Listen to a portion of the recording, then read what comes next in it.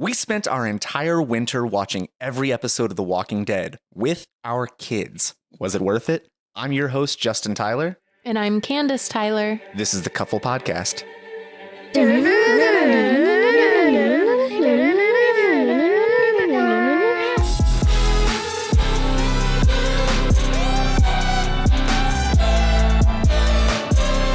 The Walking Dead theme is one of my favorite themes, and I love that Bear McCreary did it because I'm a huge Bear McCreary Bear McCreary fan, mostly from Outlander.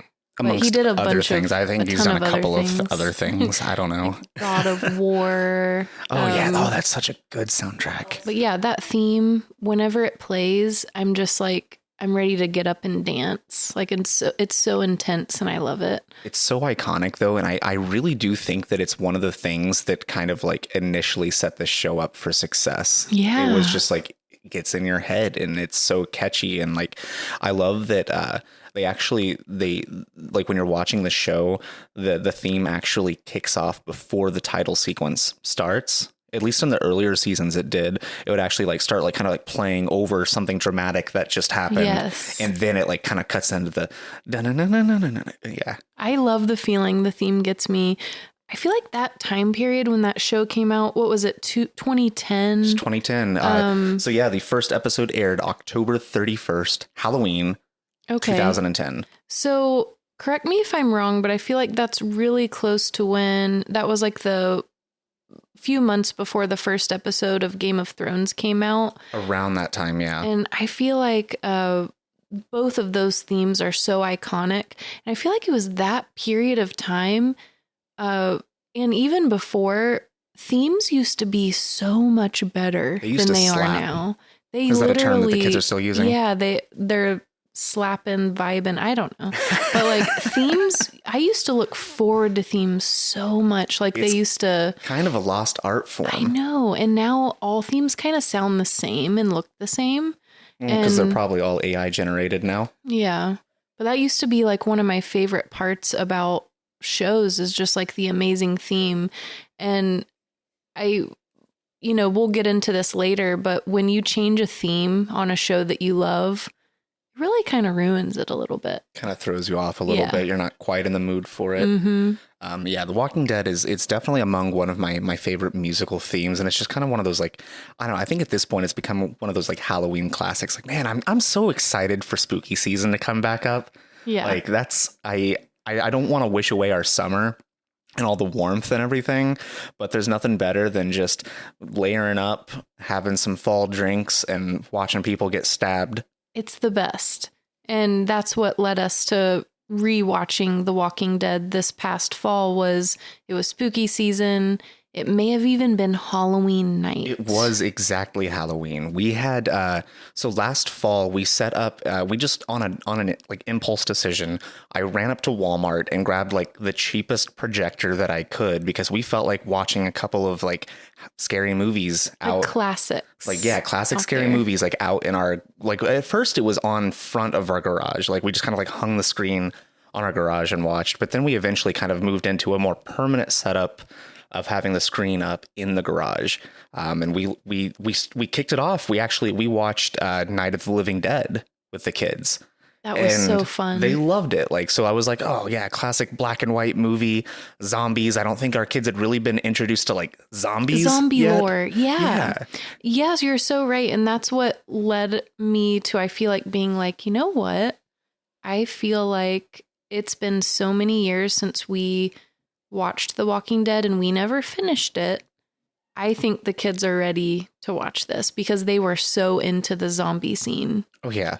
And we watched it initially. I don't know that we were necessarily watching it with them and with the intention of like watching through the whole thing with them. I think that we just started it with them on Halloween night as kind of like a building like, hey, like, yeah, let's watch something like spooky. A fun spooky night. But yeah, we watched it on Halloween night. And I think we just wanted to watch the first episode just to put us in the spooky mood. But they ended up loving it and wanted to binge it. And that's a big task. Oh, yeah. there's a reason that we stopped watching it the first time around. It's just it's so long, and like I feel like I made it up into season 7, 6 or 7. I think it was 7. Was when they like right after they introduced like Negan, and they start like introducing some of like the kingdom and King Ezekiel, and like that was kind of where I stopped watching originally. Was it about the same for you? Yeah, it was about the same for me because I feel like that was around the era of what, like, you and I were together at that point, and we watched The Walking Dead when it was still coming out, being released weekly on television. So we didn't have the luxury of binging, the show.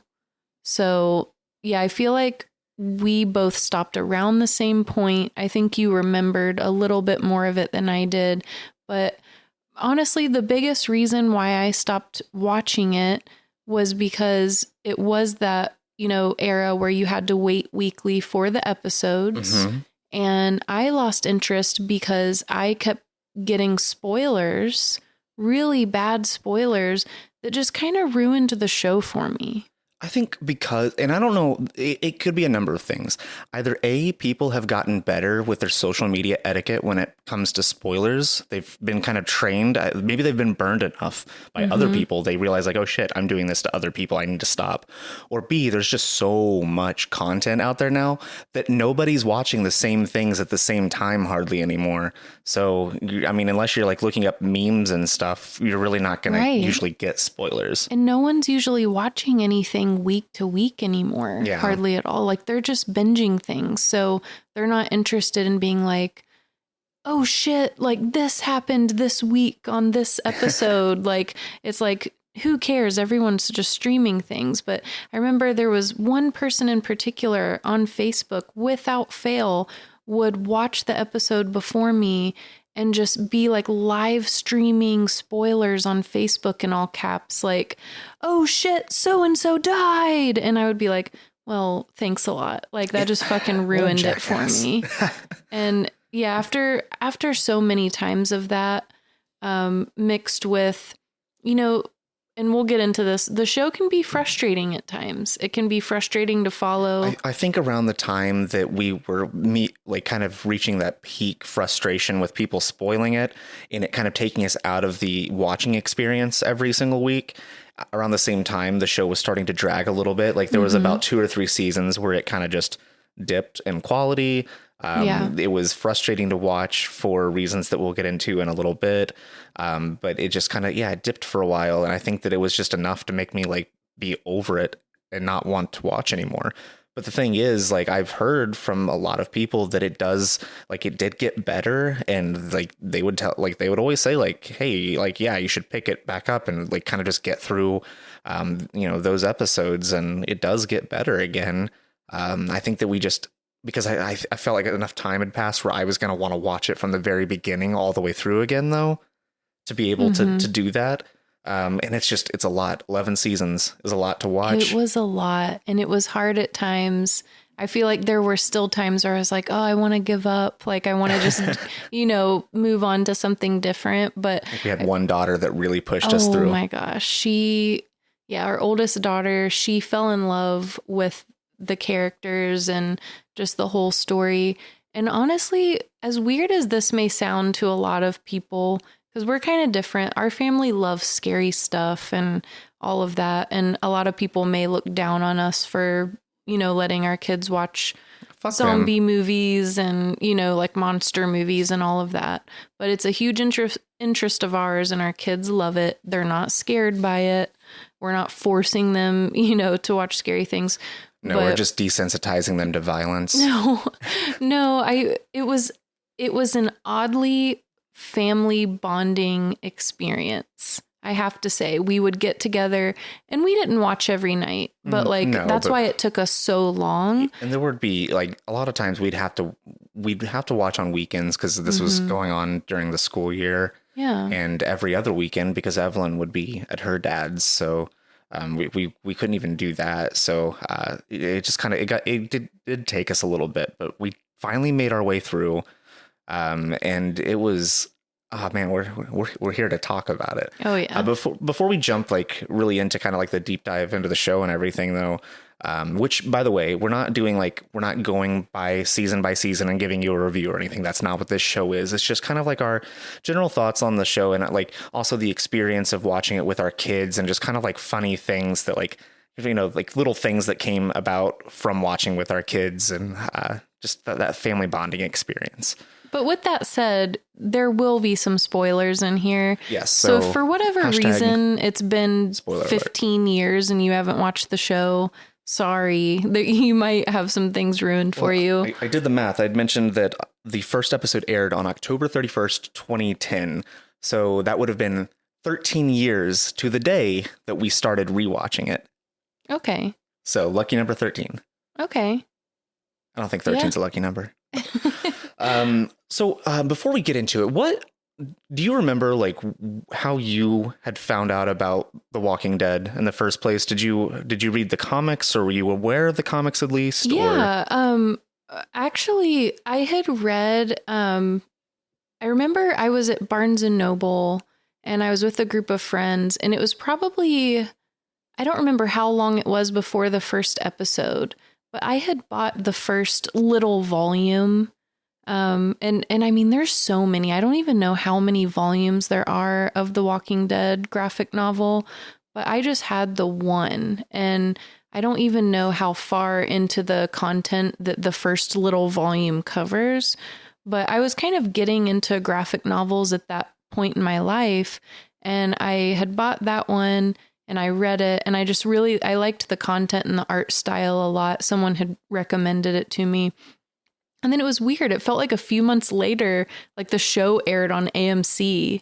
And I was like, wait, what? That's fucking random. Like, that's cool. Like, I didn't even know it was going to be a show at the time. So you're a little bit of a latecomer to the comics by that point then. Yeah. I was a extreme latecomer, and someone had just recommended it because it was really popular. And they were like, if you like graphic novels, start checking this out.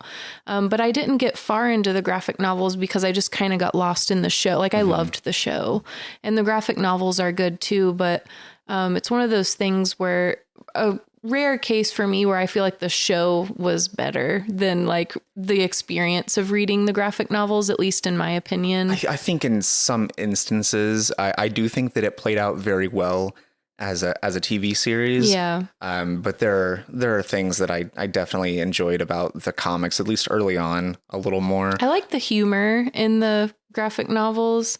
But yeah, I was so like pleasantly surprised when that came out, and I was graduating. I had graduated high school that year, actually. So it was just like a new place in my life. I was like a new adult, graduated, and I just remember that being like a fun, just kind of friend group thing. Like we would get together and watch that show. Yeah, so for me, so first off, just to kind of give some backstory, The Walking Dead actually, the first comic I think was published in 2003. So it had been around for about 7 years before the show became a thing. The graphic novel, like the whole series, is created by Robert Kirkman. So I was actually, my sophomore year of high school, I was dating a girl whose brother owned our local comic book shop. So that was kind of like the first, like I was like heavily getting into comics at that time. And one of the first things that I had recommended to me was a comic series called Invincible, which is also a Robert Kirkman story. So that actually, like, that's what he worked on right before Walking Dead. So I kind of like naturally, like I liked that so much. I was looking for more stuff from him, and he had just recently started putting out Walking Dead about a year and a half prior to me kind of coming into it. So yeah, that was, that was just a couple of years after he had started publishing Walking Dead that I started getting into it. And I believe I read up to like kind of just past the kind of like the prison storyline. So I made it. I mean, that's in the comic series. That is pretty far in. I would love to go back and actually like read through, like now that we've watched the entire series, and plus it's been, like well over a decade since I've even looked at one of the comics. It would be nice to kind of go back into it. But for me, the graphic, like the art style of the graphic novels, I really loved that, like these were like black and white comics, which very much like felt like, I mean, it was in order to keep cost of the comic down.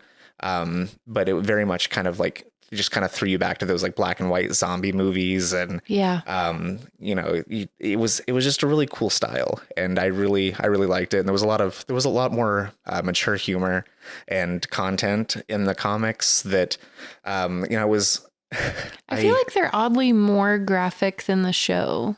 Oh yeah, definitely.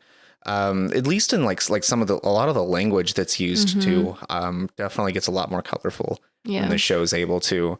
But I mean, the show can sometimes get a little dicey, with some like little bits of sexual content. And, you know, I'm not so worried about the graphic nature of like the effects and the zombies and the blood and gore. Like, I'm not so worried about that. I'm father of the year.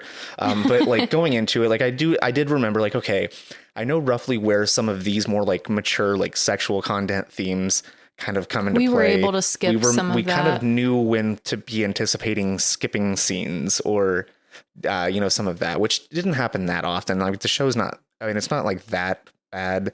So like, I don't know. I don't want people to think that we're like, oh yeah, we're just like making our kids watch this adult stuff. Like, I don't know. I mean, it was a made for TV show. And for comparison, I've talked about this, I think, in one of our, older episodes of the podcast, but like I was watching rated R horror films when I was like 5 and 6 years old. So like my parents did a lot worse. You always have that to compare to. As long as I did better than that, I think I'm doing okay. So I guess we were both kind of like somewhat familiar with the comics at least, and then the TV show. For me, I don't really remember, because I would have been in college when the TV show started, and I think I was at a point where like I didn't have cable at all. I didn't have. So you were having to illegally download episodes and stuff, probably? Yeah, I think that for the first season, maybe I had another friend who was also a fan of the series. So I may have watched a couple of episodes over at their apartment because they had cable. But I had to find the rest of the first season through other means. So it wasn't until I think season 2 that I was actually in a spot where I was able to watch from week to week. And then I kind of watched through up till the point that I stopped from week to week. Yeah, for me, it was a show that I never missed. Like, I had to watch every episode. It was so fun. Those times, like, just anticipating an episode every week was so fun. But I think, you know, fast forwarding to rewatching, it was so much of a better experience than I had the first time, because I was able to really retain a lot more, like being able to like more binge. I guess we weren't binging, but like watching more than one episode a week. And the show, it has there's a story structure style that, especially on the second half of the series, big moments will happen in the middle of the episode, and then the end of the episode always kind of ends on some kind of cliffhanger going into the next big thing, which will happen in the next, like it's always kind of like in the end of the episodes and kind of like this in between, kind of like nothing crazy is happening necessarily, but it kind of sets up the next bit. And I remember that was frustrating to watch from week to week. So it was nice to be able to just instantaneously to get that like gratification, that kind of have a flow where it was like almost continuous. Like we weren't having to, I mean, we were stopping, but it wasn't like weeks in between. Like, I would love the weekends where like the kids, you know, we would watch a show, end on a cliffhanger, and they would just beg us like more. Like, we need to watch more. Just more. Yeah, just one more, please. During the weeks when they actually would have school the next day, and like it would be almost 9 o'clock, and there's like just one more, and I'm like, yeah, and we'd be like, sorry, it's bedtime, and they would just be heartbroken. They loved the show so much, and then they would just start twerking to the theme song. Yeah, and I'm like, all right. I think it started like when the theme song would come on, Milo would get so excited that he would stand on the couch and just start like twerking, like shaking his butt to the beat of the theme song. Yeah, and it just became this whole thing with our kids. Anytime the theme song would play, like they would just be like, they would just stand up Milo and start like dancing to it, all crazy and stuff. Yeah, so it's to the point now where like even when I hear it, I just like start dancing and just like it was like so fun. And I think every season, you know, there's always a big villain. Like every season of The Walking Dead, there's a Sometimes different multiple. villain. Yeah. Like sometimes it feels like it's setting up a big villain to be the big bad of the season. Yeah. But then like I almost feel like and this is another thing that started happening in the later seasons was they would have the mid-season finale, like that whole trope where they would have like like they would stop between the months of December through February for like the holidays and that kind of down season for television. And they would have you would have eliminated the villain by the time that mid-season came around. And then like the second half of the season would almost feel like a completely different season. It was weird. And then all the kid actors would look like 2 years older, like in the last half of the season.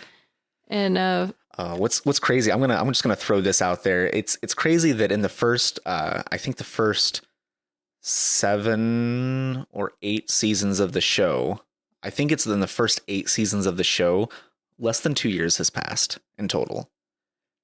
But Carl has aged from like a 7 or 8 year old to like almost a grown man. Yeah.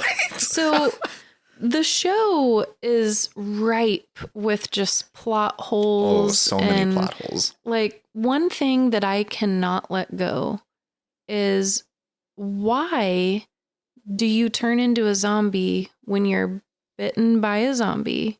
Well, in earlier seasons, it was also being scratched by, wasn't it? I feel like there was situations, where they were like scratched. I think they eventually got rid of that, but that was definitely an early. But then there would be whole scenes where someone has like a gaping wound or something, and they're just, smashing through crowds of zombies and being sprayed by zombie blood going into their wound. And they're not turned, like things like that will never make sense to me in that show. Or in the later spinoff series, like Daryl Dixon, there's evolved like acid zombies. And they're just spraying their acid blood on your skin, which would eat into your skin, right. and he's that blood's not just turning. in your. So like certain things like that in the show, I'm like, no, this doesn't make any sense to me. Or like where they would get the blood in their mouth, like when they're just like spraying. Well, because they're sitting here like with blunt objects, like smashing hordes of zombies, and like their shit's trauma. Flying everywhere, and just all over Rick's white shirt and his face, and you just got blood everywhere, and it's getting into every orifice. Exactly. So that's one thing that bothered me about the show. Like I would just be like screaming at the TV, like, what? Are you kidding me? Like things like that. And that's one thing that I do think that the graphic novel was a lot more consistent in how they kind of set up things like that with, like what does affect people, what doesn't affect people. The show very early on was a lot more strict with that sort of thing. Like even in the first season, you have episodes where like they set up the concept of them covering themselves in zombie guts in order to walk through a giant, like through Atlanta, through like a big crowd of zombies, and like so that they wouldn't be detected by the zombies. Yeah. So like they even introduced that in the very first season, and like they use that a few times here and there throughout the series. But then by the time like I think season 7 or 8 comes around, and you've got Negan who comes into the fold, he has this whole thing where like he's having his people, like they're dipping their weapons in like zombie guts, or just getting zombie guts all over their like sharp weapons and stuff. And then they're hitting people with it or stabbing people with it, and it's infecting them and causing like, just fever. Which was my exact point. Like, why does that turn you, but not getting the blood into your open wounds? Mm-hmm. Like, come on. I don't know. I mean, it gets weird too, because in that first season, it's also revealed that everybody's already infected. Mm-hmm. Like we're all already infected. So is dying? Like it's inevitable. Like dying is the thing that turns you into a zombie. Not so much the zombie bite, but the zombie bite can induce just a severe fever that you can't like really get rid of, and that causes you to just die. But why is it zombies' teeth that turn you? That's what I don't understand. I don't know. Like, it's not like they're like venomous snakes. Venom. Yeah, that's what I always wondered. Like, why is just this like little bite just like turning you into a zombie? They're not vampires. Yeah. They're not. We might have to get into a whole episode on just zombie lore, which, to be fair, zombies as we know it as a society are not traditional zombies. They're more ghouls. I mean, the show The Walking Dead agrees with that. Like, they actually don't even refer to them as zombies. One thing that I do really like about the series, every group or every community of people has a different term for the walkers. So the main group, they refer to them as walkers. You'll have biters, sickos. There's a whole There's bunch so of them. many more. Yeah, I do like that because it really is. It's a disconnected world. These people aren't talking to each other, and unless you're like you have influence from other communities, or you're talking to people from other communities, or someone left one community for another, you're not going to have these instances where they're not discussing like, yeah, what should we call these things? Because they're too busy running for their lives. Right. So I do appreciate that aspect of it. Yeah, that was a fun thing. So what, for you, what were some of the things that started to kind of push you toward not watching anymore? Like, we talked about like some of like life circumstances and like, but what are some of the things in the show itself? So some of the things that made me turn away from the show, other than spoilers, were there are a couple of seasons where things just get really slow. And it's that whole trope where like you spend so many episodes basically getting all stressed out that maybe the main character or somebody will be like dead, but then all of a sudden they're alive. And it's like, oh, that whole like plot point doesn't matter now. Just kind of that back and forth, like exhausted, like writing was kind of like, okay, I almost don't even care if they're alive or dead anymore. I'm getting kind of like burnout and like annoyed, and I'm just getting all these spoilers. And eventually I was like, you know what? Maybe I'll catch up again with this one day. But right now I don't know. And I didn't feel like that watching it with the kids. I actually felt very brokenhearted quite a few times about some of the characters, like if they were, dying off, or I very much cared rewatching it with the kids, especially because just the kids' shock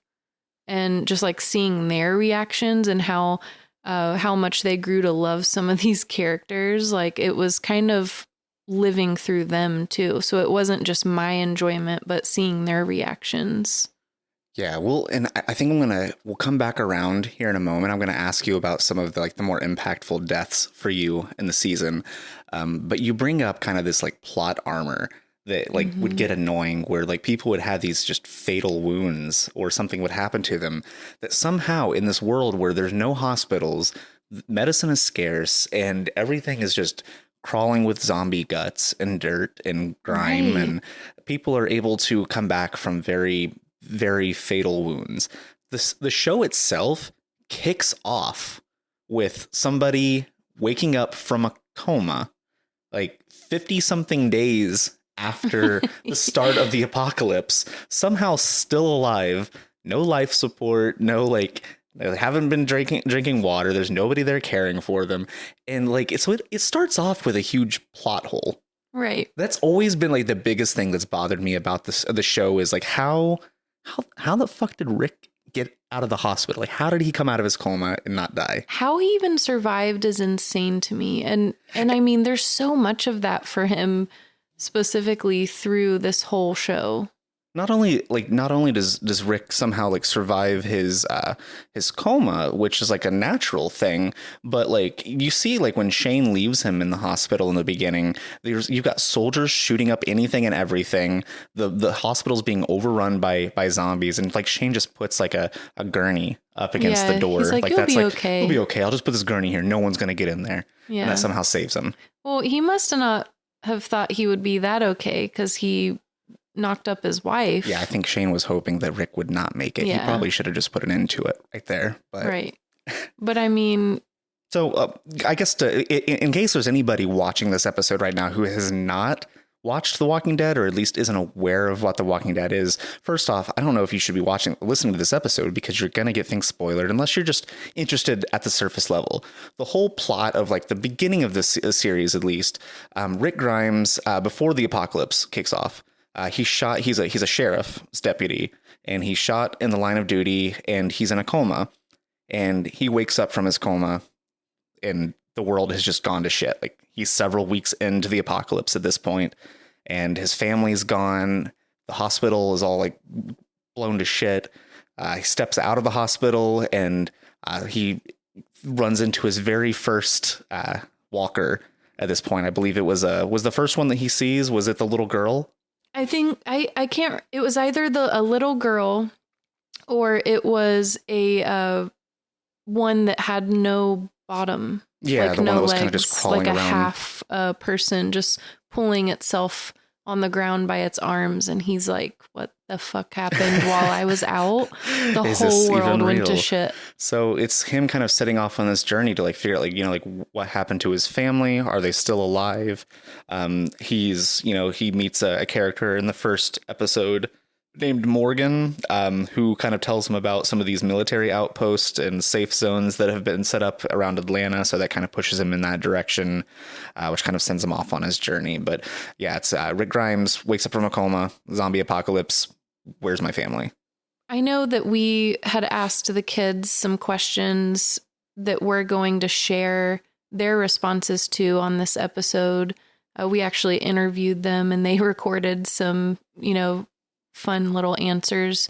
But one thing that changed for me is the first time around watching is I hated, there's a character Daryl Dixon on the show.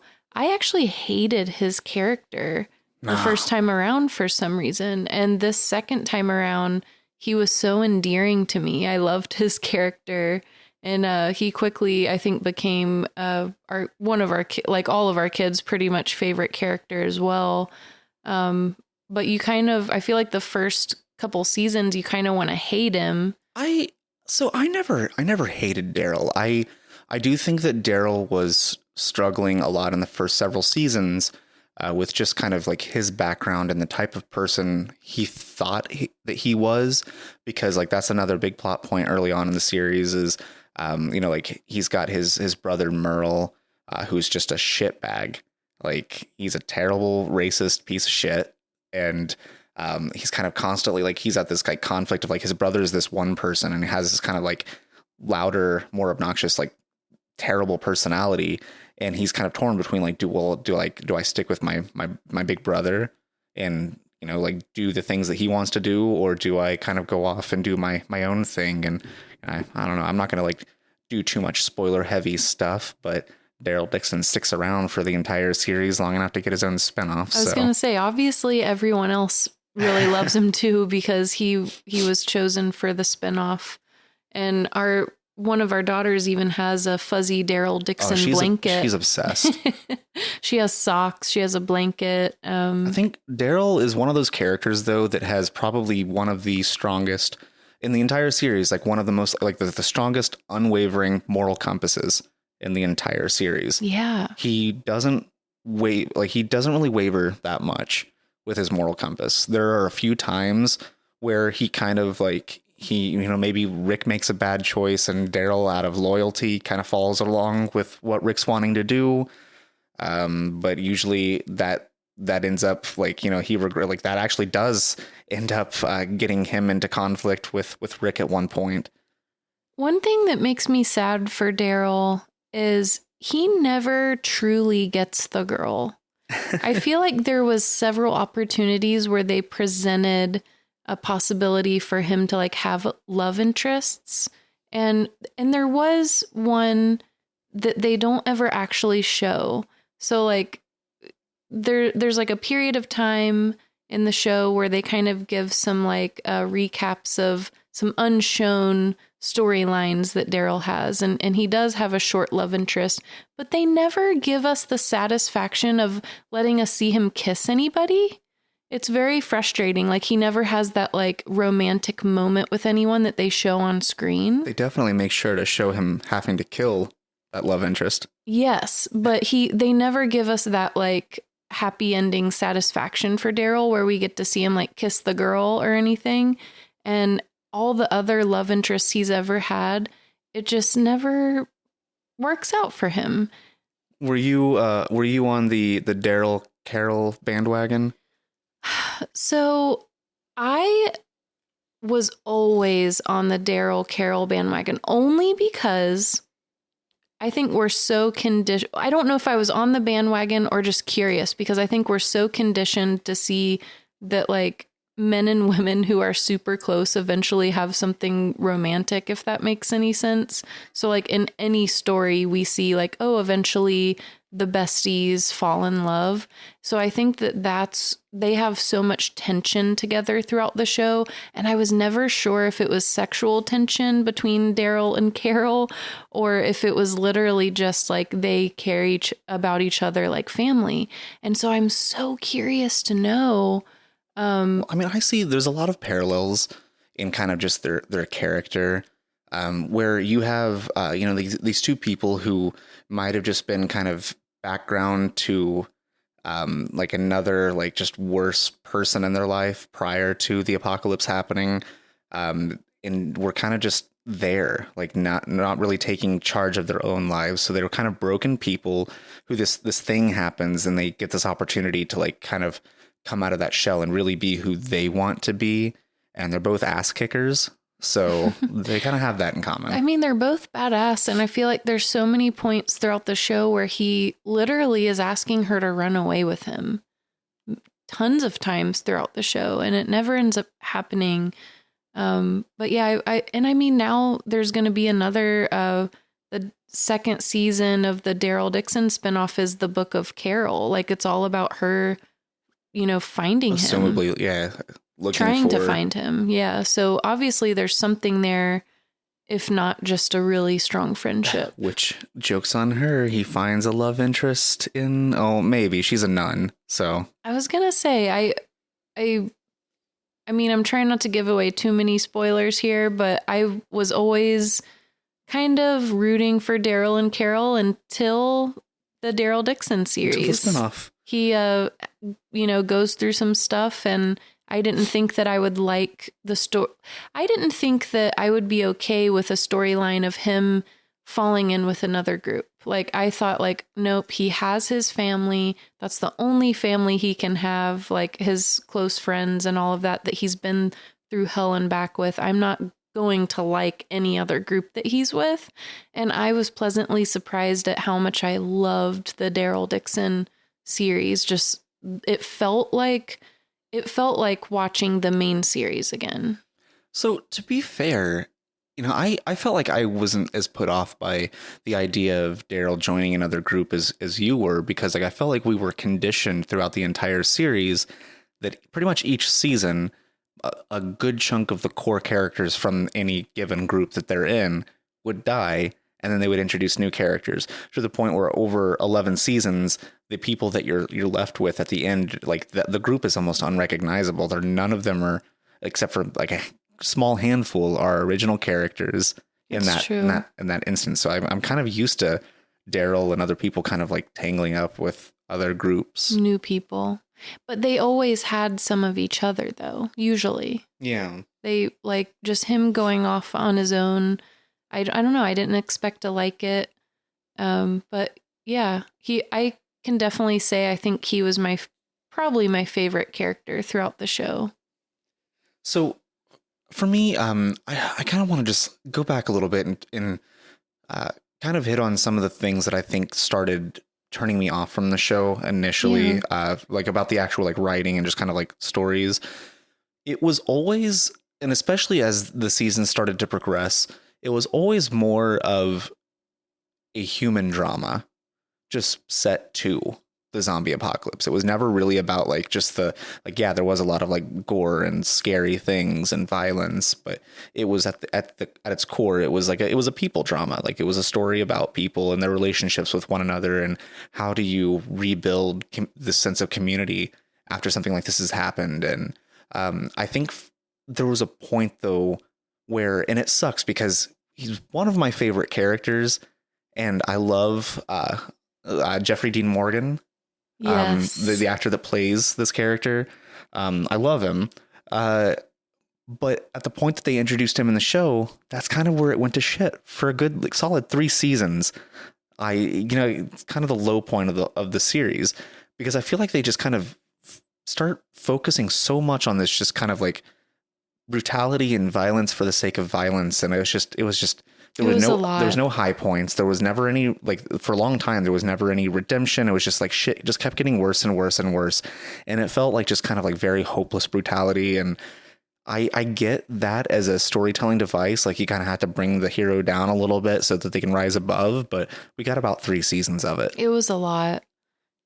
Yeah, I think, and that's around when we stopped watching. So like, getting through that is kind of what made us stop. And I do remember that like hopelessness, like that you feel like watching those couple of seasons, because you're right, like nothing good is happening whatsoever.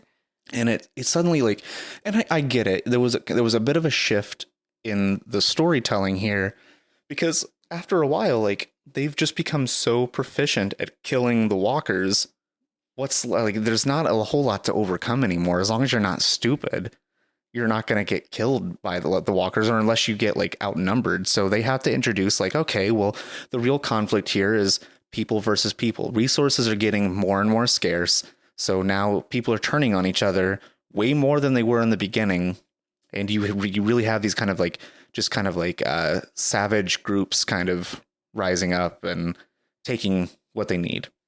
So I think that's interesting that you say it's like the people versus people is what the true conflict is, because you're right.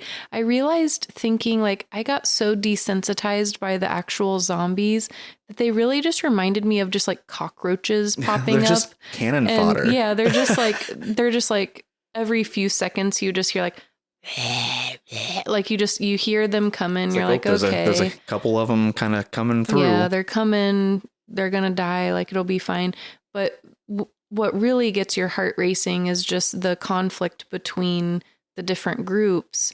Up until a huge shock for me was when we thought that there were some evolved zombies where they were fighting back. And suddenly you're like, it's not like, so before it's revealed what these actually are, suddenly you're like, oh shit, the zombies are a threat again. Yeah, you're like, oh shit. Like, they're learning how to like talk to each other. They're learning how to like coordinate attacks. Yes. They're stabbing people. Like, what the fuck is happening? That was a terrifying episode, like when it revealed those hordes of zombies that seemed like they were holding weapons and they were tracking people. Mm-hmm. And like, I think that was one of the first times that the series actually felt scary. Yeah, it felt like almost like a horror. It had been like 4 or 5 seasons since it had felt like that. Yeah, and I think that was for me where it started to turn around, where suddenly like, okay, we're past the threat of like Negan. Like, there's been a time jump here. I got really excited because I was like, oh, okay, now we have a whole new thing going on.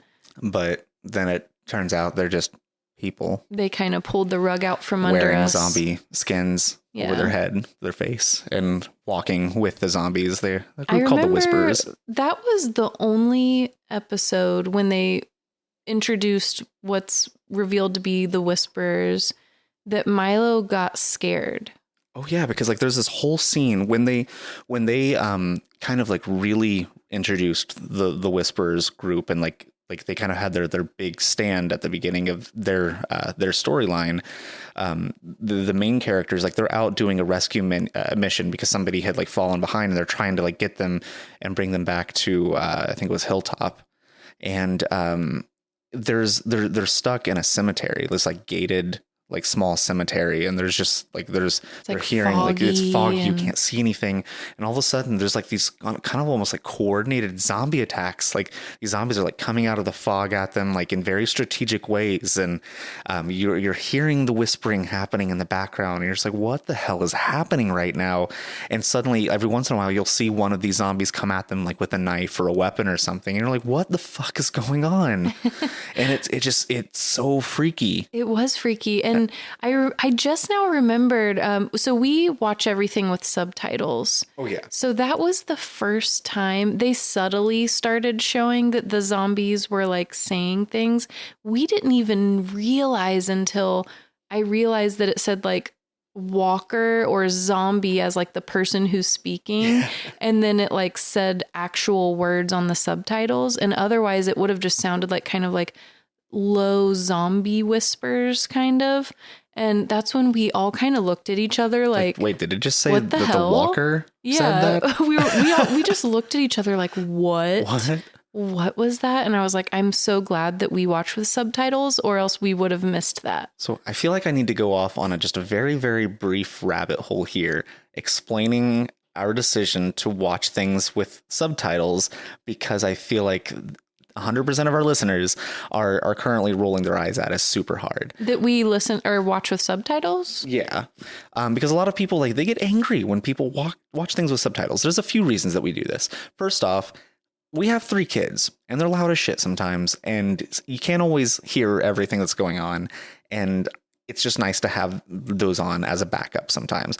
Also, especially when watching a show like Game of Thrones or Outlander, or like try going and watching like all of the like the Viking show and stuff like that, or The like Last everyone's Kingdom. Ethelred, Ethelfled, Ethelbled.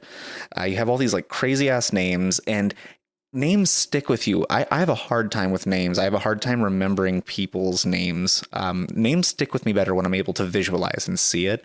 So when I'm seeing it on screen like that, as they're talking and like interacting, it really helps me through plots. So it helps a lot there. But also for our kids watching, I feel like the subtitles being on there has helped them become better readers.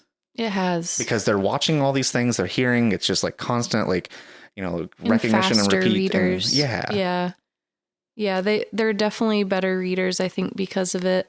Plus, this was just a fun show to watch with the subtitles, I think, because there'd be like, there's so much background chatter with like the extras when you like walk into like a town, like when it would like first introduce a town before it like really showed the characters, kind of like the 2 main characters it's focusing on talking. You just get random chatter from some of the background characters, or you'd hear horse whinnies. Yeah, every time a horse would make a sound, the caption would just say horse whinnies, and I feel like our kids started saying like horse weenies instead of like our daughter was like horse weenie, and I'm like, no, it's horse whinny. So that just became kind of like a fun inside joke, like one of many that we ended up getting. I feel like we would constantly just be joking about that, or all of Daryl's mannerisms and lines that he would constantly say. Our kids would constantly fall into like a Daryl voice and just imitate him, like just his like classic lines, like, I ain't got all day. I ain't got all day. Yeah, they would just like imitate him all the time, and it was just fun. Those are all the reasons why it was just such a great bonding experience. It really was. And I think that, like, I feel like we're always going to have these kind of, these little like memories of watching with the kids, and like they'll hopefully remember some of these just stupid things that we would do as a family. So let's get into this. Like, let's kind of like transition into like, we did ask the kids some questions based on their experience watching The Walking Dead. Okay, Maggie, who is your favorite character and why? Okay, this is a really hard decision, but I'm going to have to pick Negan because I like him. Is he a pretty funny guy? Yeah. Is it funny when he kills people? And when he's all like, I'm wearing my shitting pants. So you like the villains. I'm Negan. He doesn't sound like that at all. Oh, Moodle. That's Stitch. I'm Negan. That's better. Okay, good. Can you tell us about maybe one of your favorite episodes or favorite things that happened in the show? Negan was actually a bad guy here, and he was doing eeny, meeny, miny, moe, and he said he wouldn't kill Rick, but he was going to kill someone else. But he only said he was going to kill one person, which was Abraham, but he killed 2 people instead. I miss Glenn. He was like, Maggie! So, and he originally he was only going to kill the one person, but then what was it? Did Glenn step out of line? Is that what happened? Yeah, no, it was Daryl stepped out of line. Oh, Daryl stepped out of line, so it Daryl's caused him fault. to kill another person. So he didn't kill Daryl to punish Daryl. He killed Daryl's friend. Glenn. Yeah. Glenn. R.I.P. Was there anything that happened in the show that you didn't like? At the very, very last episode, I was really bummed. Like, how did Rosita get bitten in the back when she literally landed on her back? There was a lot of logic holes that we were pointing out as a family when watching the episodes. That really that disappointed was one of the me. ones that I think upset our kids a lot. They talk about it to this day. I just really need to know what happened. Do you think that you learned anything about survival from watching the show? So the horses, I feel like they're very good because there's a lot of horses in The Walking Dead. And also they use them as meat so they can eat. I don't think that they do use the horses. Yeah? I guess There was Mackie a there killed were one a of couple them. times. I guess when they're low on meat and their Yeah. horses have to be put down and they're like, they have to eat something. So might as well eat the horses. So what you're saying though is it's nice to have horses around because you can't, like, they don't have enough gas for cars, and Daryl's eating all the gas up, all the ethanol up with his motorcycle. Yeah. He should just be the one taking people everywhere. I think that he just needs a horse is really what's going on. If you were in the zombie apocalypse, what would be the first thing you would do? I would probably get a horse. You'd probably get a horse even from the start. Even when there were plenty of cars and plenty of gasoline around, you would find a horse. Right from the Yeah, start. because I would be like more prepared. Well, you do remember that Rick actually did exactly that right from the start. He got himself a horse, and he took that horse to Georgia. Do you remember what happened to the horse? The horse died right away. So I don't know until you like learn how to like navigate around the zombies. Maybe the horse is not the best. Well, if I woke up in a hospital and I've been like out for like so many days, I just like walk out of the building and I'd be like, "Help me, horse, come here. I need help." And he can't drive a car because he just woke up. He's like probably like, Out of it. yeah. Yeah, And where's the car keys? There might not be any car keys because it might not be his car. that's very true. I mean, you have to find the car keys that match the right car. Yeah. Yeah. But it was really smart when he went to the police station since he worked there and got like a bunch of supplies. Where would be a safe place that you would go during the zombie outbreak? I would take a bicycle and then maybe like put on like a ginormous jumpsuit where no one can bite me and put a bunch of shields on.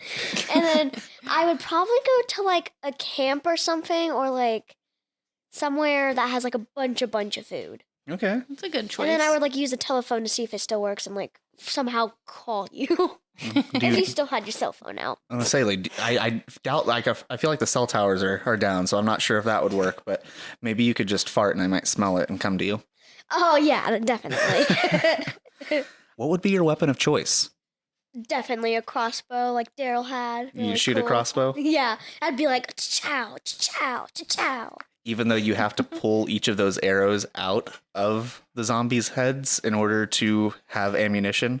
Well, what else am I gonna use? A gun? I'm a little kid. So that doesn't deter you from using a crossbow, but it does deter you from using a gun.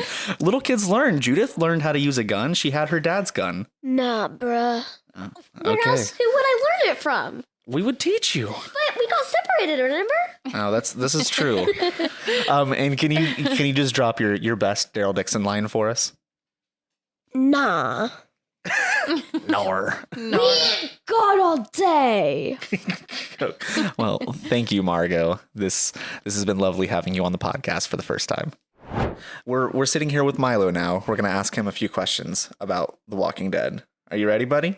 Yeah. Okay. So first off, who was your favorite character in the whole show? Carl. Carl? Yeah. Can you tell me why you liked Carl? I don't know. You don't know why? Because he was a kid like you. I don't know why. Did you like his like hair, Yeah. or you His just flippy hair. you just like how cool he is? I liked how his hair covered his one good eye. Was that funny? Yeah. Was there anything that you didn't like about the show? When that one person shooted Cole's eye out. Oh yeah, Who did shoot Carl's eye? I don't remember now. It was a kid. that boy. Oh, that's right. It was the boy that was the son the son of the girl. the love interest of the Yeah. season for Rick. Yeah. Yeah, that was sad when that happened. But then he had a cool eye patch. What did you like? How about like when they showed him when Negan made him take the eye patch off and he saw his Was that creepy? eye hole? No, What about T-Dog? Were you sad when T-Dog got eaten? no. I didn't like him. You didn't like T-Dog? He liked Dale. Oh, Dale. That's Dale. right. You like Dale. Yeah. The old man Dale with his RV. Oh, yeah. And Herschel. Oh, yeah. You like all those old guys. Yeah.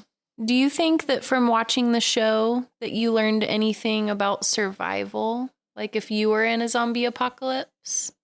No. So there's nothing you learned at all. No. So do you think if you were in a zombie apocalypse, would you probably die right away? No. Well, then what would you do to survive? Hit them in the face. Fair enough. That would do it. We did learn a lot of that. Yes. Yeah. You know, you should, at your next baseball game, you should pretend like the baseball is a zombie head and hit it as hard as you can. Where would be the safest place that you would go in a zombie apocalypse? Like, where would you want to be? Nowhere. You don't think there's any place that would, like, you would feel safe and, like, guarded from the zombies? Like, maybe your school? I just want to fight. You just want to fight? You're just going to run out into the field and fight them all? Yeah. Yeah. Would you be the last one standing? Would you take them all down? Probably. I believe it. You're pretty tough. He doesn't want to run and hide. He wants to get out in the action. He ain't got all day. Yeah, he's like Daryl. What would be your weapon of choice? What would you use to fight off the zombies? My fist. You'd use your fist? So you'd punch them so hard they'd just like... Yeah, but too easy to fall apart. Okay. Well, after they rot for a while, that's true. Can you give us your best Daryl Dixon impersonation? I don't got all day. Nice. It's a good one. All right. All right, Evie, this is a big question. I'm scared. Who is your favorite character and why? Okay, I really have 3. Okay, well, give them to us. They're the like biggest ones. I think you can predict who I'm gonna say. Well, just tell us because Okay. the listeners might not be able to predict because the listeners don't know you. My favorites are Rick, Negan, and Daryl. Who's your absolute favorite? Daryl, Daryl? Why? because I feel like he's the most emotional character without being really emotional, and he also has like the most growth. I feel like even though they all, I don't know, he's just like. I get that. I at first I was like, wait, Daryl has the most emotion, but you're right. Without showing emotion, he shows the most emotion. Mm-hmm. What was your favorite episode or moment in an episode? I really liked the episode where Carl died. Like, I didn't actually like that Carl died. I didn't like the fact of that. I just liked the episode. It was a good redemption episode. Well, not that Carl needed redeeming, but I think there were a few seasons where Carl was starting to get a little annoying. Mm-hmm. And that last episode, like, he was just like, he seemed like a happy kid. He was spending time with his little sister. He was doing all these things for other people. And he just, he knew he was about to die. So he was just making the most out of his last day. Yeah. Another part in one of the episodes, I just thought it was funny. Like when they tie like the wire between the 2 cars and then they just like drive on the separate roads and they just kill all the walkers. Yeah, they just kind of drove through and cut them all up. That was pretty cool. That was just kind of funny. What were some things that you didn't like? I didn't really like Daryl when, like, you know that episode where, like, at the end it was, like, Maggie was like, we have to do this, like, stop Rick or something. And then Daryl was like, yeah. I don't know. What was that? That actually is one of the things that led to Rick being gone from the show because Daryl and Rick got into they actually got into a fight. Yeah, I didn't like that part. I was like, oh no, It felt like it kind of went against Daryl and who he was. Like I felt like he was manipulating him or something. Who was your favorite villain? Well, let me ask you this: which villain did you hate the most? Because I think Negan was your favorite villain, but he ends up not being a villain in the end. I think I hated the governor. Just kind of got really annoying to me. Like he just kept coming. Yeah, it was just annoying. Just stay down. He's like a cockroach. He just keeps coming back, and you're more and more annoyed with him as time goes on. And just go away. He was a creep. Yeah, he sucked. He just like kept popping up. And even like everybody else, like I think of like the Whisperers and Alpha and Beta, like they at least had their reasons for doing what they were doing. They were kind of fun. Yeah, I actually liked watching them. Evelyn, if you were in a zombie apocalypse, what would be the first thing you would do? Like, I'd feel like I'd start collecting, like, things I need, like food and stuff, like scavenging. And then I'd feel like I'd really, like, find a safe place and, like, start building right away. or something. Because I feel like everything would still kind of be intact, like if it just started happening. So you would be one of the hoarder survivalists. Yeah. Just get your hands on anything and everything that you can because you never know what you're going to need. And then I start settling down and then like... Where would you try to settle down? What would be a safe place that you would go? I don't know. There's a lot of different places that could be secure. I think finding a place with good sturdy walls and maybe like not a lot of entrances so you can monitor what comes in and out. Because I just feel like I'm thinking back to like where they have in the people in The Walking Dead have been, and I feel like they were all terrible. Yeah, they were all terrible places. They all ended up being terrible because other people intervened, though. So like think of like the prison. That was honestly probably the safest place they ever were. Yeah, but governor messed that up for them. Is there anything survival-wise that you learned while watching the show? Be careful with who you like trust. That's a good one. That is a good one. Because like they trusted a lot of people, and in the end, they ended up like being crazy or something. At the same time, every once in a while, they would take a chance on somebody, and they became a valuable member of their team. So not everybody that they trusted was crazy. So it's figuring out. Yeah, but that's why I'm saying just be careful. Like You gotta vet people better. Mm-hmm. In fighting off the zombies, though, what would be your weapon of choice? Okay, I feel like guns and stuff, like they would be off my list because like worrying about how many bullets you have, especially later like on, scavenging for bullets, like that's just a waste. And I feel like I'd use like how Rick used like his axe hatchet thing. And that's smart because Rick, the hatchet that Rick uses, not only was it good for up close and personal melee, so he could hit him in the head if he needed to, but he could also use it as a ranged weapon. He would, like, from a short distance, he could throw it, and he got better over time at doing that. And then you just pick it up and keep going. And like, I loved Daryl's crossbow, but over time, the same thing with the arrows, like... Yeah, I mean, no matter how good you are at aiming those arrows, too, you're gonna lose them all the time. Like, sometimes you just miss by a little bit and it flies off into a field. And are you gonna, like, spend hours, going through these, like, bushes and stuff trying to find this one arrow? I don't think so, not when you've got zombies on your tail. Oh, one weapon I thought was smart, but, like, also dumb at this. I guess it's not that stupid, but Morgan's, like, stick. How did I forget about Morgan? I feel like that was really smart, but sometimes it also did get stuck. But I feel like almost every weapon can. It was just kind of a blunt object that he was killing the zombies with. But I feel like if you had more of an advanced one, it would be good. Which I guess you start to see a little bit of that in the ones who live. Like they had more like kind of melee style weapons like that were designed specifically for killing the zombies. Yeah, Morgan straight up just disappeared to another show, which was the only one that we haven't watched yet, Fear the Walking Dead. He's in that one? I don't know.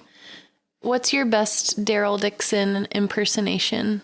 I was going to do I Ain't Got All Day, but I have a better one. Hold on. You gonna kiss and make up? Nah. Can you give us your I Ain't Got All Day? Yeah. I ain't got all day. All right. Well, thank you, Evie, for being on your first podcast episode. Yep. Peace out. The kids, they had a lot of fun watching it. You heard some of their excitement and just everything just now over their experience and some of their favorite characters and everything. Who is your favorite character in the series? My favorite character. I mean, part of me wants to say Daryl because I do love him so much, but that's such a hard one. I'll just go ahead and say, and this is lame, but Rick, I know. Ricky Dicky Doodog Grimes. Ricky Dicky Doodog Grimes. He's the main character for a reason, and for a while. For a while. Am I allowed to say things? We've given the spoiler warning. We've already kind of jumped ahead to certain things, and we're going to get into the spinoffs just a little bit. So we'll have to. Rick does eventually disappear. I realized when he got removed from the show and he was gone. My heart was broken. I really was sad. I did not realize until that moment how much I really did like Rick. And I always just thought like, oh, you know, he's the protagonist. I have to like him. Sometimes he was kind of annoying, but like all in all, like I was rooting for him so hard. And I almost cried like when he got removed from the show. And I was really worried that I would again lose steam to keep watching it at that point. And we had gotten so far and I almost didn't want to go back to it because I was like, is it even going to be the same? I don't want to keep watching it without Rick. It is hard when you center so much of like the plot line and everything that's happening around one character. I mean, yeah, it does focus on a group, but really he is the center of this group. And then that's just gone. Yeah. And you're like, who fills this gap now? And I feel like there was a little bit of a struggle there for like a good season or so before that finally kind of like, I think Daryl kind of started to fit that gap a little bit more. I think honestly, it was once Michonne also stepped away. Yeah. That it kind of made a little bit more sense, like who was the central character now. Yeah, Daryl did fill it a little bit. And honestly, like Negan's character did Started help to fill quite a a bit, lot yeah. of that. I almost started like caring just as much about Negan as I did any of the other main people. But I almost miss like, so I love Negan. And here's the thing that sucks. Like I love Negan when Negan was being bad. Mm-hmm. But I also like those are some of my least favorite seasons. Right. So I wish I could have gotten Negan being Negan any other time. And he kind of is sometimes still, like the way he talks, and he's always got his one-liners like, hope you're wearing your shitting pants and things like that just make me laugh.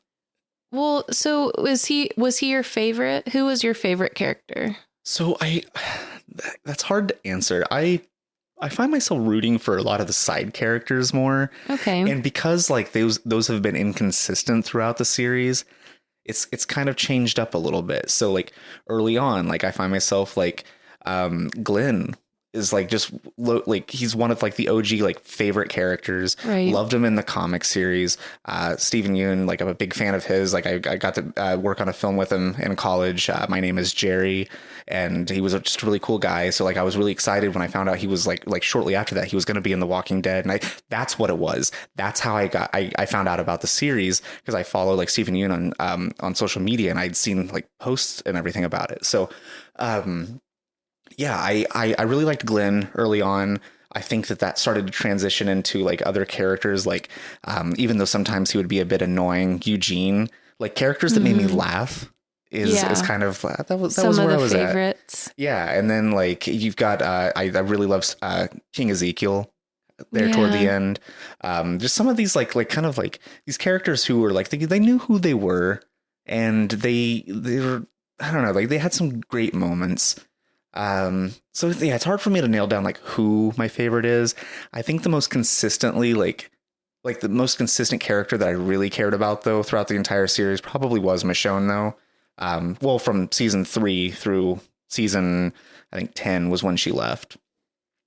She's a great character. Just because like she kind of calls people on their bullshit a lot, and she's got her swords and it's just badass. And especially in the first season, like she literally like when she's introduced, like she's like walking around with like 2 walkers on these chains with like their arms are cut off and their jaws are cut off so they can't bite. And she uses that to kind of like navigate through the hordes. And I was like, that's just so like, it's so genius. So, okay. Who is your least favorite character that you just hated the whole time? So I think my least favorite character, do you remember Gregory from Hilltop? Yes. The original, like when Hilltop was first introduced, he was the leader of Hilltop, and he was just like this like cowardly guy who would lie and weasel his way through like any situation. I think that he's like my most like hated character. Okay. But as far as like people that I like, not because I hated the actor or thought the character was weak. I think as far as like characters that I hated because like they were the antagonist, probably the governor, just the biggest dick. The governor, so as far as like evil people in the show or whatever, I think the governor was up there. I think as far as like characters that you're supposed to like that I didn't like, Andrea was a big one that Oh, I yeah. didn't like. I felt like she ruined everything, like in she was every fake. situation. She was real fakey fake. It was Andrea, and then there's two characters that everyone will probably hate this for me to say that really annoyed me, and they were two of the most popular characters. Was one Tara? No, Was one actually. Rosita? So Rosita and Sasha. So I was just going to say, so Sasha pissed me off through a lot of the series too. I will say her last moment in the show, one of my top moments of the entire series. Iconic. I don't know. Do we spoil this? Fuck it. Whatever. We're already in spoiler territory. So she's transported from the sanctuary back to Alexandria where her group's living.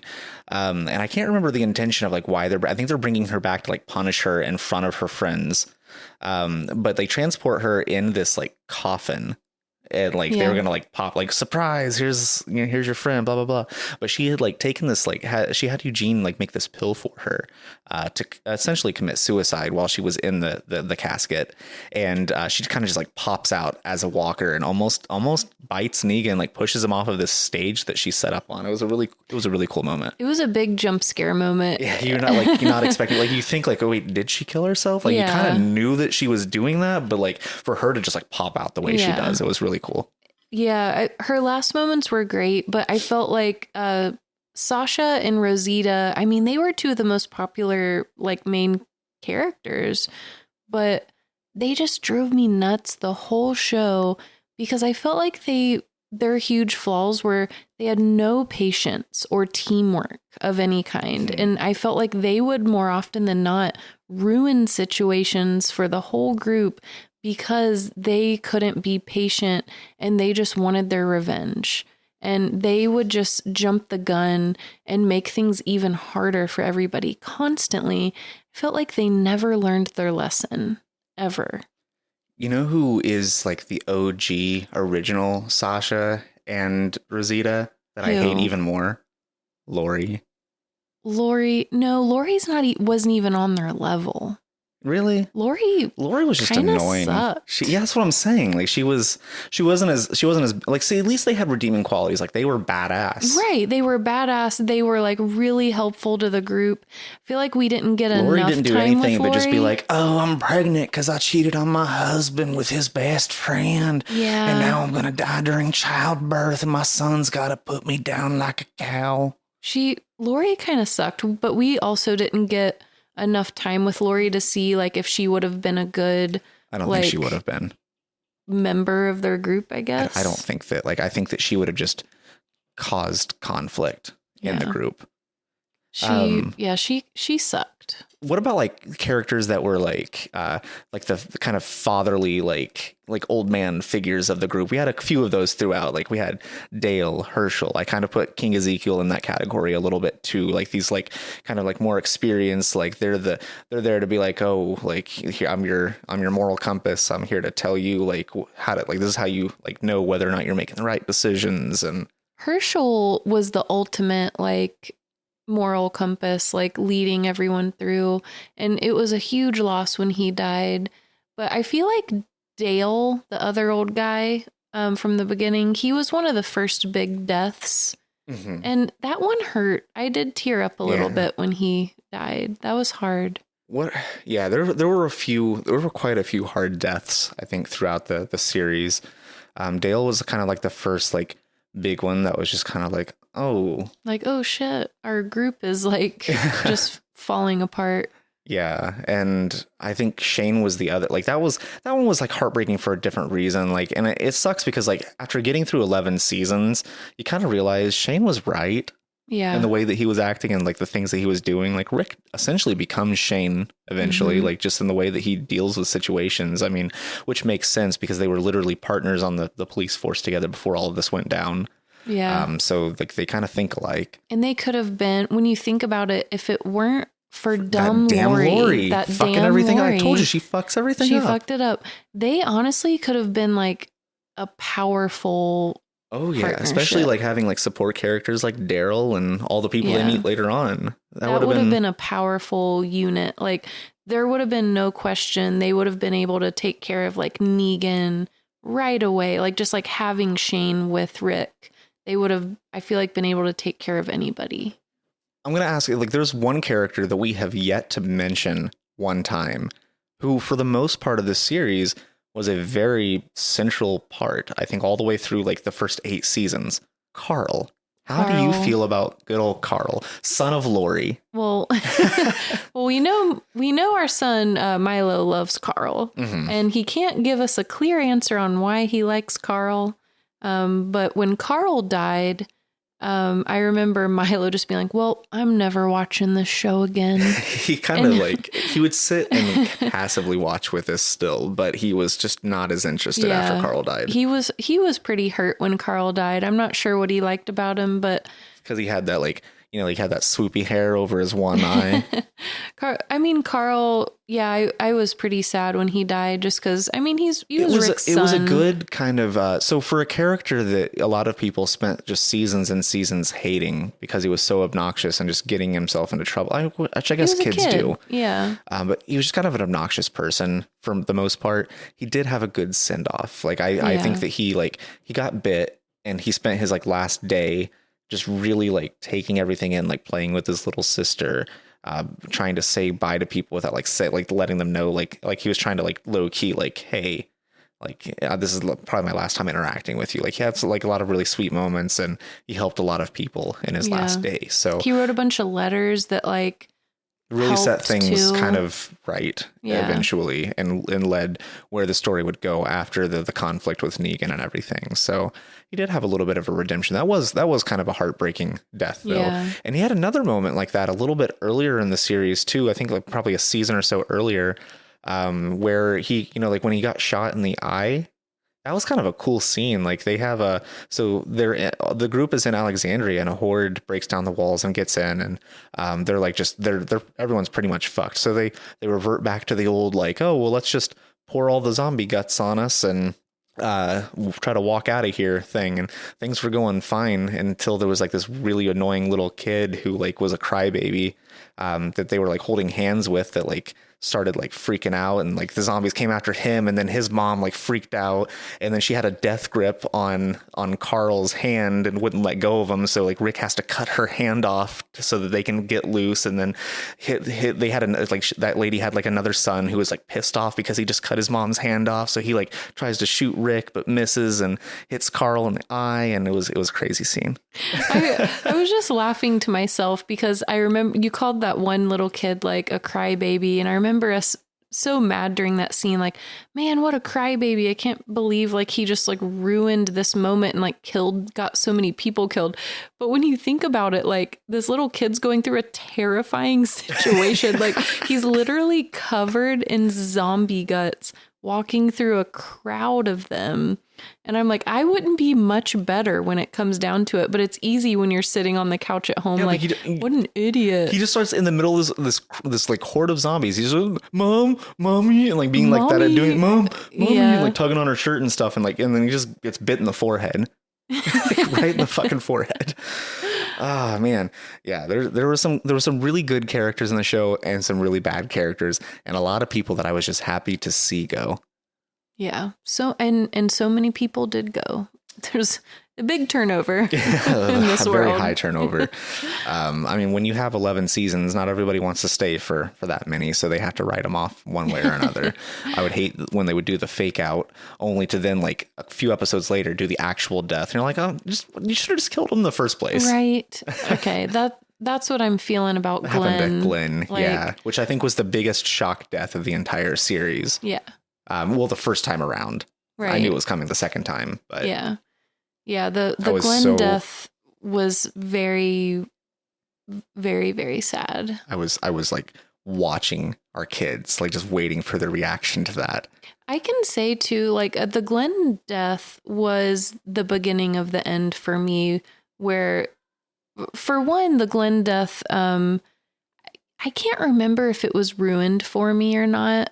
But I just remember after the Glenn death, like that was one of the things where I was like, okay, I'm starting to lose interest or like not lose interest, but like just my capacity to be able to like keep up with this was going away. But I'm pretty sure that was one of the big things that was ruined for me. Well, I mean, It was ruined after they had actually done like a full like year cliffhanger Yeah. to like figure out who died in the first place. So Exactly. like you already have waited this long to figure it out, and then like It was when ruined we've for got me. like work and things like that going on in our lives where we couldn't watch it right away at the time, and people just like blasted on Facebook or whatever social media platform at the time, kind of just ruining it.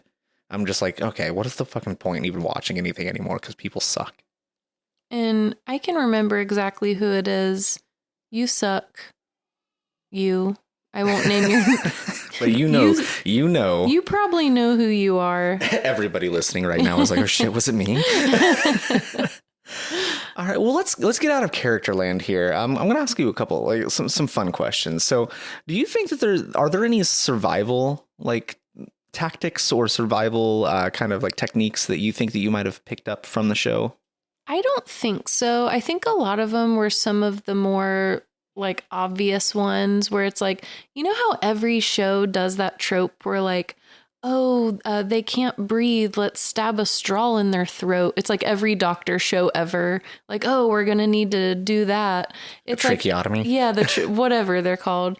I feel like The Walking Dead does a lot of that where they kind of show some of the more obvious, like, oh, we're going to need to do a tourniquet around this before we cut it off. Like, it's just all those very obvious, like, survival things. To be fair, like, they don't have a lot of professional, like, trained doctors anymore. So they're just getting by on what they do know. Like, hey, I saw this in a medical show called House once. Right.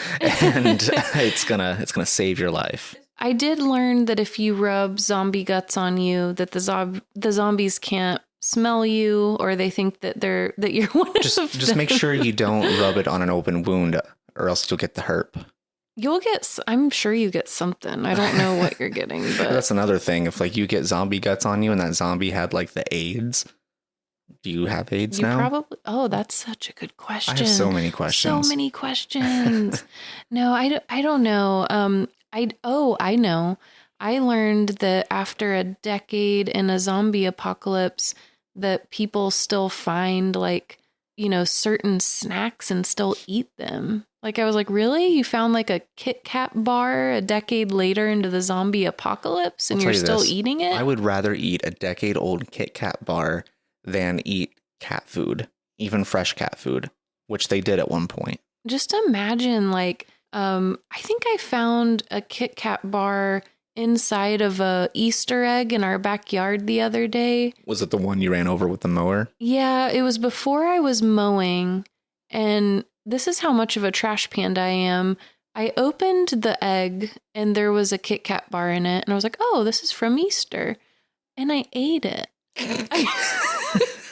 I opened it and I ate it. You should have left that out there so that if the zombie apocalypse ever broke out, you would have a Kit Kat. Well, I just realized, I was like, after I ate it, I was like, oh, why did I do that? Like, I didn't even spare a thought before I shoved this in my mouth. Like, what animals have interacted with this? What? It's been like raining. This has just been like soaking in the grass, probably. I mean, it was in the egg. It was protected. But that was kind of a low point for me. The hot days that we've had, though, where it's probably melted and then cooled back off and then melted. And was it pretty consistent? Like, did it have its shape still? But all that to say, I probably would be one of those people like scavenging and like finding a Kit Kat bar years into the apocalypse and still eating it. Probably, if I, didn't give eating the old Easter egg one a thought, I probably would do that. But yeah, I feel like I didn't learn anything basically that I didn't already know, if that makes sense. Like, I know that if you're drinking water out in the wild, you should probably boil it. I already knew that. That was like a big thing that's always like a big thing that like no one knows. And then they're just drinking the water and then getting like dysentery and like getting really sick and all of that. And it's like, why do none of you people know to like purify your water out here, especially when there's like zombies just like floating around in it? Yeah, I think that's kind of one of those more obvious ones that like, yeah, don't do that. Don't do that. I don't know if maybe collecting rainwater might be a little safer. One horror trope that always bothers me, and it really got driven home in this series, was when you're running away from like the big bad, like whatever, like slasher or monster or group of zombies or horde or whatever, like when you're running away from them, don't just stop at the first fucking tree that you find and stand behind it hoping like, oh, everything's gonna be okay. Like, no, like keep fucking going a little bit more. Like the more, like you run so much faster than these zombies walk. If you can just stand to run for another minute or two longer, keep going just a little bit further, the amount of like ground that you're going to cover like between you and that zombie is going to increase, and then you can find a nice safe spot. Like it bothers me when people like run 10 feet and they're like, okay, I got away, and then it just pops up from behind the tree and gets them. Yeah, that always bothered me. Or I felt like scenes where they would show all the time that like the characters, especially like later in the series when they were really experienced at like cutting through masses of zombies, they would show scenes where the characters would effortlessly just be like slaying, big crowds. But then there would be the random scenes where there would be like 3 zombies and they would be like, oh no, I'll never get away. And then one of them will die. And I'm like, what? Yeah, that was another thing that did bother me about the series was the inconsistency in how strong and how overwhelming the zombies were. Sometimes a couple of them would be too much. Yeah. But then other times when like they really needed those main characters to seem badass and like they could fight their way out of anything, like they would take down 100. I know. That was always so weird. Until you get yourself in a situation where suddenly you've got zombies that actually are climbing ladders and dodging and doing shit like that. And you're like, oh shit, they actually are evolving, which they still have not followed up on. So they have not followed up on that. Nope. I hope there's more to that, because when they introduced the Whisperers, we thought that the zombies were evolving. We were so disappointed. And when they showed us that they were actually just people in zombie masks, I was like ready to throw my hands up. But then they just did a little like switcheroo and they're like, just kidding. There are some more evolved zombies. They're starting to think and use logic. They're not necessarily like wielding knives or anything, no, but they're climbing ladders. They're climbing up onto things. Mm-hmm. They're pursuing more aggressively. Yeah. They're not just like aimlessly like kind of following noise and just like bouncing off walls and stuff. They're looking at, well, I don't know. Are they seeing or do they just sense? I don't know what they do. If they just like sense a person. Who even knows how zombie kind of anatomy and everything actually works? Because I mean, by every definition, they're not alive. So how are they sensing anything? They're just driven by hunger. Yeah, it doesn't make sense.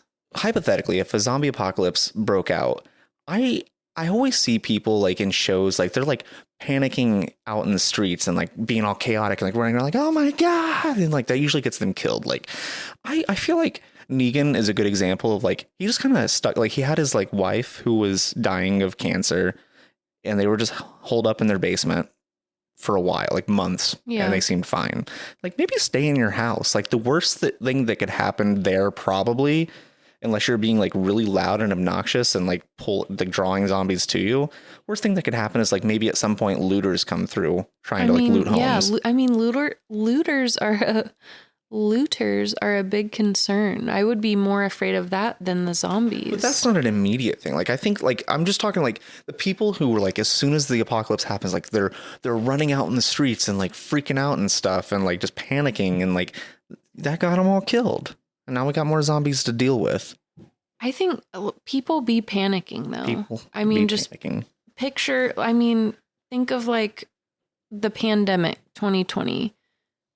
There was just a random virus and people are panicking and like buying every single thing of toilet paper ever because they're like, oh no, there's a virus. We'll never be able to wipe our ass again if we don't buy up all the toilet paper at Kroger. That just goes to show that like people go overboard. They panic. I don't know, fear kind of takes over. So I feel like in that situation, that's very realistic. So going back, there was like just a few more things that we'd asked the kids that I wanted to kind of hit on with you. Like, what would be your weapon of choice? Do you think? Like, what? I feel like guns. Like initially, guns are useful, but Guns are always super useful, but watching the show, it stressed me out how hard it was for them to just come across ammo. Mm-hmm. And that didn't sound good. Listeners, I'm going to give you one more disclaimer really quick as we're wrapping up this episode. We just got hit by a big storm, and it's currently raining very hard and thundering and lightning. I feel like the rain is giving like some kind of just like vibe though to this Spooky episode. vibe. Yeah, it's like a spooky Rain always makes season. everything better. Yeah. I always loved that the rain would always throw off their plan of covering themselves in guts to walk through the zombies. Without fail, It every would always time they were rain, covered, and it would wash the rain. blood and guts away, and Yep. then suddenly they're fucked. Then they're just clean, and then Daryl would have gotten like the only shower he's taken in 7 years, and they'd smell him again. Man, could you? So as much as I love Daryl, like he smells bad. He has to smell awful. You know he smells God damn it, nasty. Norman Reedus. Like You- just He always looked nasty, but you just love him. Can't help but love him. Daryl Dixon had a great weapon throughout the series. What would be your weapon of choice? He did. He had his crossbow that was really cool. It's kind of nice compared to guns, because like guns, like especially as time goes on, you run out of ammunition. It's harder and harder to come by, and who even knows the state of that ammunition? Is it going to fit the gun that you have specifically? Is it the right caliber? Like blah blah blah. Exactly. So my knee-jerk reaction was going to say my weapon of choice would be like Michonne's sword Or katana. or katana, but because she made it look so effortless. Oh, that takes a lot of training. Oh, though, 'cause, yeah. like, we saw, when other people have wielded her katana to try to like cut off a head, for instance, you had the governor tried to cut off Herschel's head. And he couldn't and get a he got clean maybe cut. a third of the way in. So you've got just Herschel, like poor Herschel, like sitting there like, Yeah. like pretty much like you're dead at that point. There's no coming back from that. But he's going to have to do another chop or two to get through, and it's going to fucking suck. And I would love to think that I could have like those cool like Michonne arms, like her toned arms, like wielding the sword and look all cool. After a while, I'm But- sure that you But got those Michelle Obama arms. Yeah, the Michelle Obama arms. But what makes me not want to choose her sword is when you're done with it, putting it back. So like she would like slide it in the casing behind her back. I feel like I'm not coordinated you enough to stab find yourself? that. I'd either be stabbing myself, Either slicing your arm or like jabbing your butt. or just like constantly, like it's that feeling Just when you missing the have, sheath? yeah, just missing the sheath. Is it in yet? Constantly looking behind. It's like that feeling where you have like too many bags while you're traveling, and you're like, do I have all my stuff? Yeah. Just that annoying, like nagging So feeling. yeah, I don't think that I would have my sheath like on my back. Mm-hmm. If anything, I would go like more traditional samurai. And have Their it at your katanas would be on the waist. waist. I don't know Yeah. why Michonne didn't do that. Maybe it just gets snagged on too much stuff. I don't know. Could be. Yeah. So for that reason alone, like resheathing it and all of that, I would choose Rick's little axe thing. His little hatchet. His little hatch. hatchet axe, because I felt like it was pretty versatile. Like he could use it for so many different things, like not only killing like zombies and stuff, but just in the wild. Like there's so many things that So like, you many could uses use like a for little a hatchet hatchet, for, yeah. like cutting like little Firewood, pieces of kindling wood and cutting through brush. yeah, Like, just you could just machete wield would also, it. I think, kind of do the same thing. But the upside to the hatchet would be that first off, you have a longer handle in which to grab if you need to run quickly and pull it out of someone that you just stuck it in. You have more of a surface to actually grab it. Also, you can throw You it. can throw it. It's weighted better. It's. I mean, I couldn't throw it now. I would be. I take can't some even practice, but you have nothing Yeah. else. Like it's not like you can play video games all day. Like I so can't even play skee ball. Like I throw the ball into the one next to me by accident. Like anytime I've ever like played, into the skee ball lane, like next to you, yeah, like completely. not even my skee ball lane. That's when like at Chuck E. Cheese when I was like 9 years old, my mom's like, "Okay, you're done." You'd have You're plenty of not- time to practice in the apocalypse. None of these people were efficient in throwing hatchets and killing before. Maybe some of them. I don't know. Yeah, maybe Daryl was pretty. You know, there's never been an instance where like I want to see somebody who was like a serial killer before the apocalypse happened who would like just kill so many people. I want to see like what do they do in the zombie apocalypse? Do they just go ham and like fucking like just I'm just hunting anything and everything at this point? They're Like what do they do? I feel like they're probably like, oh, all the fun of it's gone for me now. No, like I think that would be like an open like oh shit, I can hunt whoever I want. That would be a great like little spin-off. I think that would just be a great zombie story in general. Like not even a zombie story, like just like the fall, like some kind of apocalyptic thing that like everything just shuts down and suddenly like you have this serial killer that has like had to like be so careful for so long and he's able to just like, fuck, I have free reign to do pretty much whatever I want now. Nothing to stop me. They'd be like, Disneyland. I just, that idea is now copywritten. So. Oh, okay. It's your story that you're trademark. It's in it's in the works. But yeah, no, that would be a cool concept though. TM. So for me, I really liked one weapon that I really liked. So like Daryl had his crossbow throughout the entire series, but in the spinoff Daryl Dixon, he lost his crossbow, and no spoilers here, but yeah, spoilers. You're like, no spoilers, but all the spoilers. So the premise of this show is he's out looking for Michonne and Rick, and he ends up in France. Somehow. I don't know how you end up like you go from like Washington D.C. area to like you're in France. But he ends up in France, and at some point like he finds a mace, like a fucking mace. Like think of like, so for listeners, for those of you who don't know what a mace is, like think of like just this ball on a chain, and the ball has spikes on it. It's just a big iron ball. Not like spray mace, but not like bear mace. Like, oh, I'm just gonna spray these. Oh, I don't think that would do anything to the walkers. But no, like it's kind of cool because like you can kind of like, it's almost like a mid range. Like you don't have to be like quite up close, but you can also like kind of swing and use it that way. And like I thought it was kind of a cool, like the way Daryl was using it. I'd never thought like, oh, that would be an effective weapon. But it was pretty neat. That made for some fun scenes to watch because you're so used to just seeing him doing the crossbow, like arrow, get the arrow back, arrow, get the arrow back. Arrow. And just seeing him like use that, you're like, holy shit, that made for like a crazy fight scene just now. And what was nice was like with the arrow, when you'd have to pull it out, like sometimes it gets stuck in there pretty good. Like I feel like in real world, that would be a lot harder than they make it look. I mean, granted, some of the walkers ideally are pretty much mush at this point. They're like gelatin on bones. But the bone is still like, if it gets into the bone, that would be hard to pull out. But the mace, it's kind of nice because like the momentum of it, it would like, the spikes would like go in and do their thing, but it would kind of like tear out immediately. So it was pretty cool. So that's what you'd choose then, the mace, you think? I don't know if I would, I don't know. That would take some training. Transporting that would be difficult. Just having like a giant blood covered spiky ball just like in your waistband. Wrap a squishmallow around the mace and then throw it over my back. I just feel like the logistics of like carrying. See, you can tell I'm very focused on like, how am I carrying all this stuff in this very non-logical scenario of a zombie apocalypse? Like, what would like realistically, like what would make the most sense? That's why I go with like the axe or like something like that, because your axe honestly probably is one of the better options to go with. Like you're constantly traveling and walking in this universe. Like I'm not trying to be weighed down by a giant like medieval spiky ball or a giant sword that's like poking my butt when I walk. I think we're gonna start winding down a little bit now. Before we get into the last topic, I do want to kind of like make one more comment about the main series.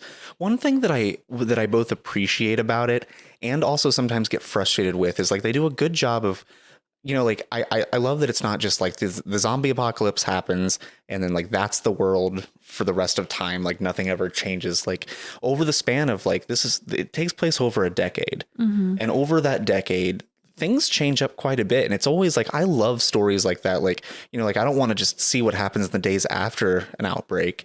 I want to see like, how is this 2 years from now? How is this 6 years from now? How is it 10 years from now?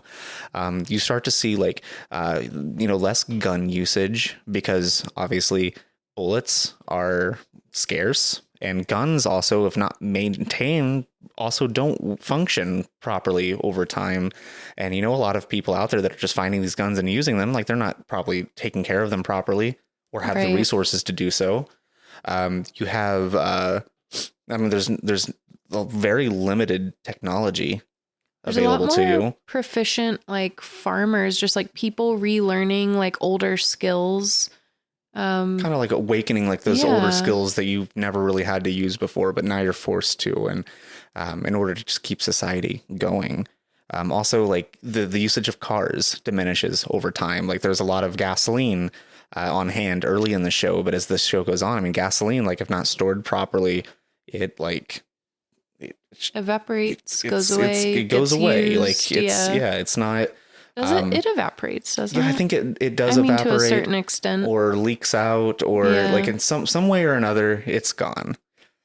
So like you see less in that. Like they do kind of like get around this a little bit in the show so that they can keep like characters like Daryl Dixon riding his motorcycle still. Like they've produced ethanol.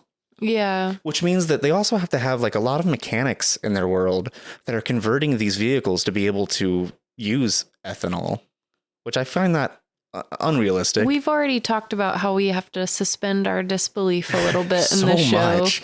God damn. You can drink the zombie blood and you'll be fine, but you just get bit by a tooth and that tooth goes into your arm and you're fucked. But I do appreciate like kind of just how like the communities and stuff and like the houses start to degrade, and like they do a really good job of kind of like making the scenery change over time, especially when they get to Paris in the Daryl Dixon spinoff. I love like just how like just kind of like the Eiffel Tower is literally rusting and falling apart because it's not being cared for anymore. And I think early on, I think the top of it had gotten taken out by like a helicopter or something, they said. I don't know, but like it's just like the shit's just in shambles. It bothers me though that they put so much time and care into showing like the scenery and how that's changed over time. But it seems like there's just so many fresh zombies walking around even decades later in these hordes. Like you'd think that like the majority of them would be basically skeletons at this point, which how the fuck are those even moving around? They don't have like a nervous system that like the brain is controlling. They don't have like, you'd think that the zombies would kind of just take care of themselves after a decade. I know. But they're all pretty fresh semen.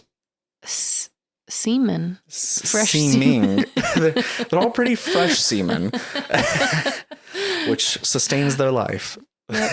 I really did think that eventually they would just be like, I don't know, just like not working anymore. Like this, as far as the zombies, just kind of, because you'll see some of the zombies that after a long time of no feeding and just getting older and older, they're kind of just in this very weak state where they can't really move anymore. Their food source is diminishing. Yeah. And some of these like haven't eaten in years. Yeah. So how are they still... We literally see some that like, like they've been laying dormant on the ground for so long that like trees are growing up through them and they're like kind of becoming one with nature, but still alive somehow. Like, okay, I can only suspend my disbelief so much. Exactly. So it's kind of a little pet peeve for me is just kind of like in some ways they do a really good job of showing the passage of time, a decade after the apocalypse happens. But in other ways, I'm just like, okay, like, but where are you getting these fresh bodies from? Right. Like a decade There's not that later, many people out there they're anymore. not, and a lot of them just wouldn't have flesh on them whatsoever anymore. And I love that over time, the clothing tends to keep up with current styles. Right. So all the fashion would have ended in 2010, basically. Is the series like the actual apocalypse, is that placed in 2010 or? So I don't know, because I'm trying to remember I remember cell phone usage in the first season, like showing memories of the cell phones. Did they have an iPhone or did they have the LG chocolate? Or the Envy? It was neither. I feel like they had BlackBerry. Like the beginnings of like the smartphones that weren't like the iPhones yet. Okay. No, I think I lie. There were iPhones in the was it The Ones Who Live? There was an artist that would scratch photos on iPhone screens. So it had to have been 2010 because unless they were like iPod touches or something, I don't know. I think some of them were. But they actually, almost looked, I remember those. Like those almost look like Gen 3 or Gen 4 iPhones. Yeah. Which I would have had that in, I mean, I guess that would have been late college for me. So like 2010, 2012 through 2012 era. So I think it was true to the release. And so you do see, it's funny because you're right. The beginnings, first couple seasons, it's very much a flashback to like the fashion of the times. Like all the women, especially, I feel like guys' fashion doesn't change that much. It's like, oh, this guy's wearing a plaid shirt and jeans and like a undershirt. It like stays the same. He's still wearing a and he's plaid still shirt wearing it. But like the women's fashion, looking back, I can be like, that's totally what I was wearing. I wasn't in a zombie apocalypse, but that's totally what I was wearing in like 2010. But it's funny because the fashion really, it would have stopped at a certain point. But then in like later seasons, you see people like, first off, leggings were like not really a thing yet at the time that the show started. But they've got characters wearing leggings. And I'm like, no, those weren't around yet. Not quite. Yeah, they weren't quite the thing yet. And even if they were, people weren't wearing them as pants yet. No, you typically like wore under like a shorts longer or skirts shirt or like over they have like it. weird thing. Yeah. It like you were kind of made fun of if you were wearing like leggings with nothing covering like your butt area, because there was always that saying like leggings aren't pants. People would always like tell each other that, like, and now it's like, no, they're pants. They're like the only pants that we wear. Another thing that really bothered me. So I don't know if you were aware of this, but in the first like several seasons of the show, up to I don't know up to like what point, but Hyundai, the car manufacturer, was actually a sponsor of the show. So they had new cars being featured in the show up till I think like season 7 or so. Like I know they were still doing it up into like the Negan era of things. And I'm like, no, these cars stopped being manufactured. And at least like at the very latest 2010, like you cannot feature a new fucking like Hyundai car. See, I wouldn't have even noticed that. I'm not a car person, so like I'm not really either. But you see, like they made sure to show the logos quite a bit, and I would have never the cars. Like if you that. notice, like the Hyundai cars were always the ones that were like the cleanest looking in the series. Like there would be other ones that would be like more like rusted and kind of like falling, but like you'd have this like really nice, like barely dirty looking like and it's running just fine. It's like a commercial in itself. Probably not the right sponsor for your show. I think if anything, maybe Twinkies would have been the appropriate sponsor. I would have never noticed like any sort of car that is but like clothing and stuff like that. I definitely notice. I'm like, how is your clothing keeping up with the times? That doesn't make any sense. Let's pull ourselves out of that rabbit hole now, because I could keep going and going on this, like just the plot holes and the shit that like, it drove me nuts. I love it so much, but it drove me nuts. Just briefly, there were several spinoffs that happened from this show, most of which that we've watched. There's 2 of them that we haven't watched. So the first spinoff was Fear the Walking Dead, which kind of ran from like the very beginning of the apocalypse. It was kind of like a parallel story to the main Walking Dead series, which eventually you have characters like Morgan shows up over on that series. And we didn't watch that one. I watched, I think maybe the first season of it when it first came out. Wasn't really that interested because that came out around the same time that I was no longer interested in the main series. Right. And then I think there was another one that we haven't watched. It was what was it, Worlds Beyond? I'm not sure with the kids. Yeah, that's the one. Like, I think it's like the first generation of kids who are like born into this world. Like it kind of centers around them. But I do think that there's a lot of hints as to what started the apocalypse that pop up in that show from what I've heard. Okay. But yeah, I haven't seen that one, and I think that there's some more background on like the CMR that's part of that show. But yeah, I didn't watch that one, but we did watch the shows that like the spinoffs that are more centered on the characters that came from the main Walking Dead series. So we watched Dead City, which is based on Negan and Maggie. We didn't mention Maggie at all in this entire episode. We talked about Glenn, we talked about Herschel, but we didn't mention Maggie. Yeah. I mean, she's Maggie.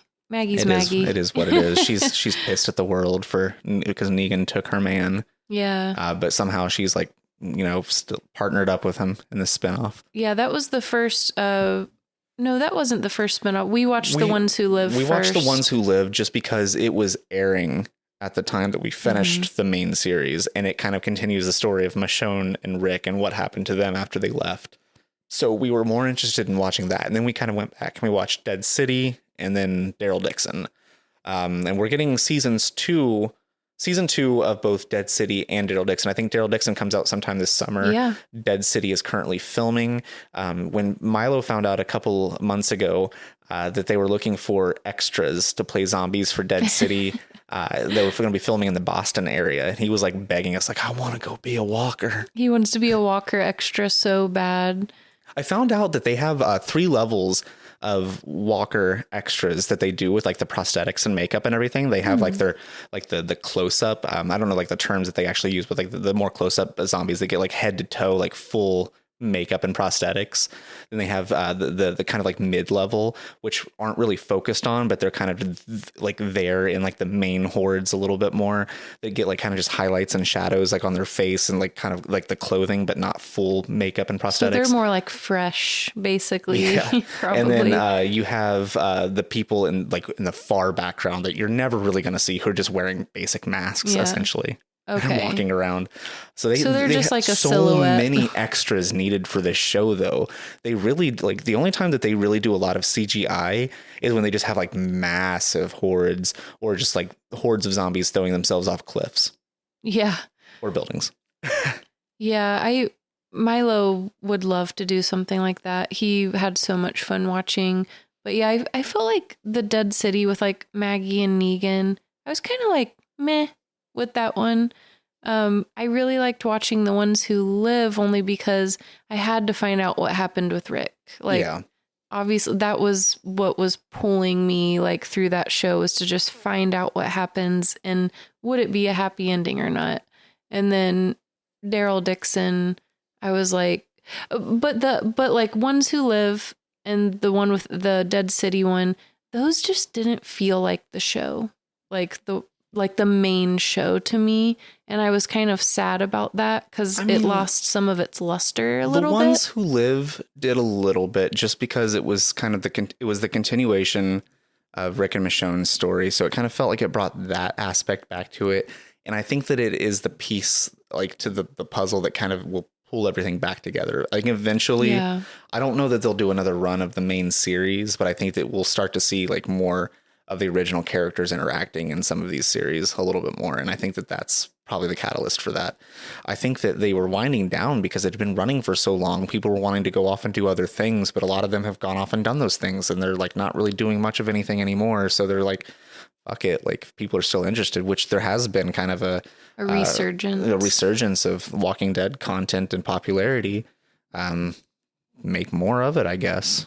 Well, one thing that really hurt my feelings is the spinoffs didn't even have even a remix of the original theme song at all. It was just kind of lackluster. They were lame. I was sad. We started this episode off talking about how like just iconic the Bear McCreary Walking Dead theme song is. Bear McCreary didn't come back for it. We got like in the last 2 or 3 seasons, I think we got a little bit of like an updated version of it that was a little different, and they kind of changed the opening sequence, like the style of it up a little bit. But then once they got out of the main series, it just didn't feel connected at all. It was these kind of just slow, weird songs that I can't even think of how they went. Yeah, they weren't even memorable, which was a huge bummer because the original theme rocks. But I guess I'll kind of wrap this up with, what are your hopes for the franchise going forward?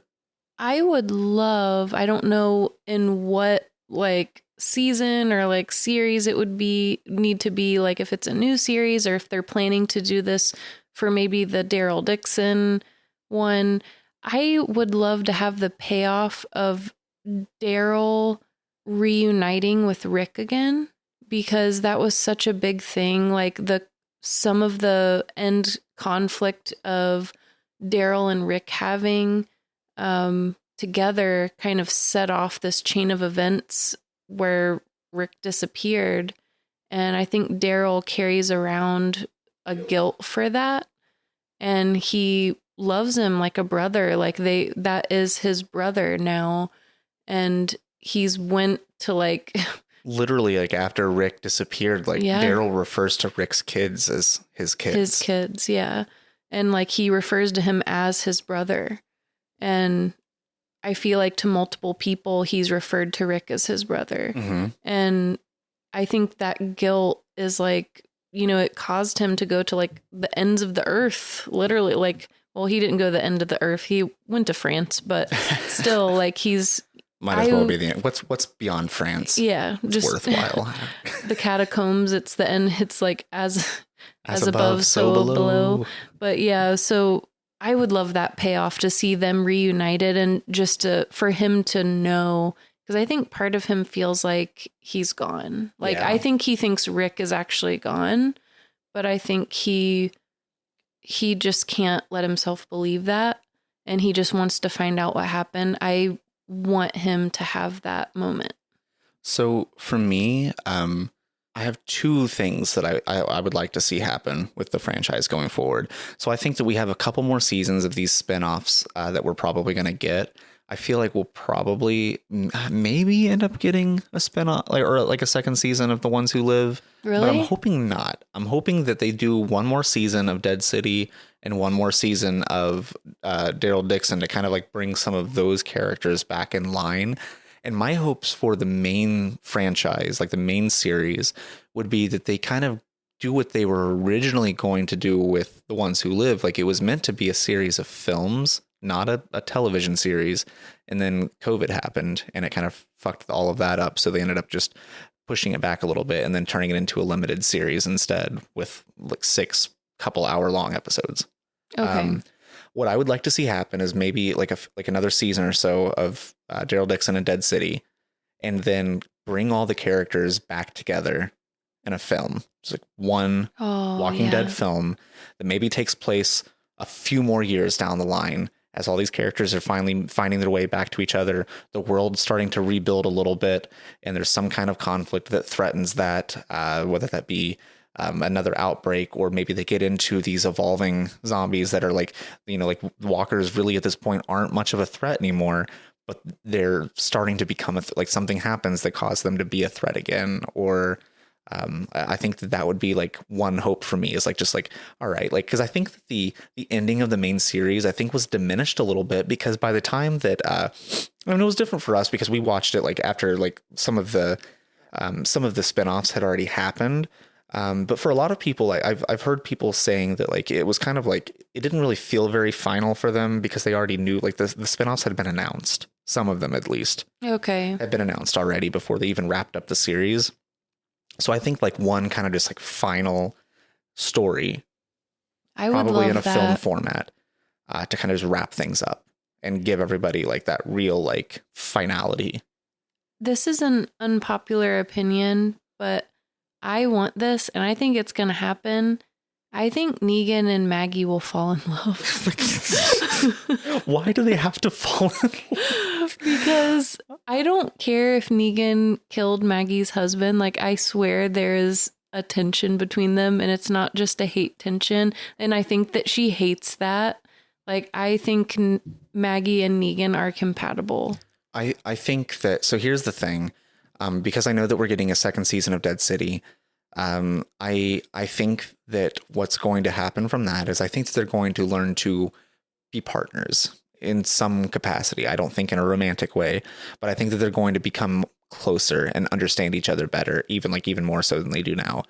I think that Herschel Jr. is going to kill Negan in the next season. That would be upsetting. There's already been like, he's still pissed. Like, I mean, obviously, like he doesn't know his dad because his dad was killed by Negan before he was even born. There's kind of a grudge there. And like, you kind of see, like, I feel like he's probably going to do something stupid that's going to lead to his mom possibly getting killed too. But I don't think they'll kill both of the characters off. But I think Negan, at the very least, is probably going to finally get his comeuppance once and for all. Even though he has redeemed himself in a lot of ways, I think that Herschel Jr. will probably kill Negan. Well, shit. I would hate that. You would hate that. I hope he kills Herschel Jr. That's awful. Oh, he's a kid. That's Negan's whole thing. Like that, and that's the thing. Negan's whole thing is he doesn't kill kids. Right. That's going to be his downfall. I feel like that's what's going to end up. Like he's going to get killed by a kid. The other thing that I would like to see happen with this franchise going forward, because of the success of Invincible on Amazon, like the animated series, which is Robert Kirkman's other like comic series that he did. I would love to see them reboot, like not like, so this would be kind of like, it's a reboot of sorts, like go back and like do more of an animated style like show where it's closer to the graphic novel and the stories that are happening there, because there are a lot of characters in the graphic novel that never make their way to the show. There are a lot of characters in the show that were never in the graphic novel. So like I would kind of like to see a more like accurate retelling of the comics, maybe in like an animated form, and I think they could have a lot of fun with that, because like Invincible, it's been a really fun show to watch. So I don't know, like AMC Plus or AMC has the rights to the Walking Dead universe. Maybe somebody else can get the animated rights for a television series. We'll see what happens, but I would like to see more content. And also, finally, please, can we get one fucking good Walking Dead video game? The first Telltale game was like the only one that's been like even somewhat worthwhile, and even that has aged poorly at this point and it's kind of hard to play. I don't know. One good Walking Dead show or Walking Dead video game. That's all I can ask for. Okay. That's all you need?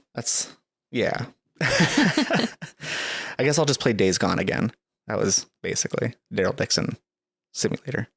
You can't go wrong with DD. Well, is there anything else that you want to bring up about the series?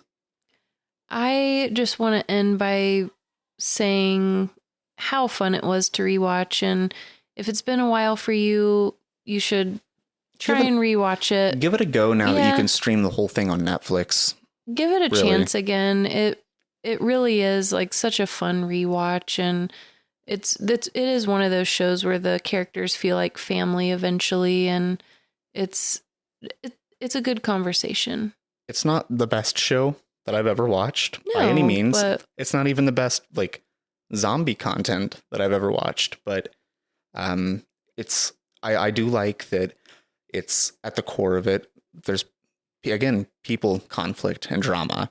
The zombies are kind of like the backlog to everything else that's happening, and oftentimes that's kind of the deal with zombie movies and culture. Like it's usually like, think back to like the George A. Romero movies. Like a lot of that is they had some kind of like story to tell around like just civil rights or wars, or like you kind of just have like these things that are like real conflicts that are being told through the lens of, you know, a zombie story. And Walking Dead does that a little bit too. And I don't know, it's good. I like it. It's not super deep. Sometimes it's nice to just have a show where you have a couple of, you know, a rapscallion group of people who would never otherwise interact with one another, taking their spears and guns and hatchets and crossbows and killing 100+ zombies in an episode because they can. Sometimes you just need that. In the end, that's all you need. That's all you need.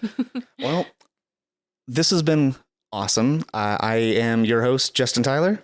And I'm Candace Tyler. Thank you for listening to our review of Daryl Dixon's The One Who Lives in the Walking Dead City. I don't fucking know. I tried to combine all the titles of the shows.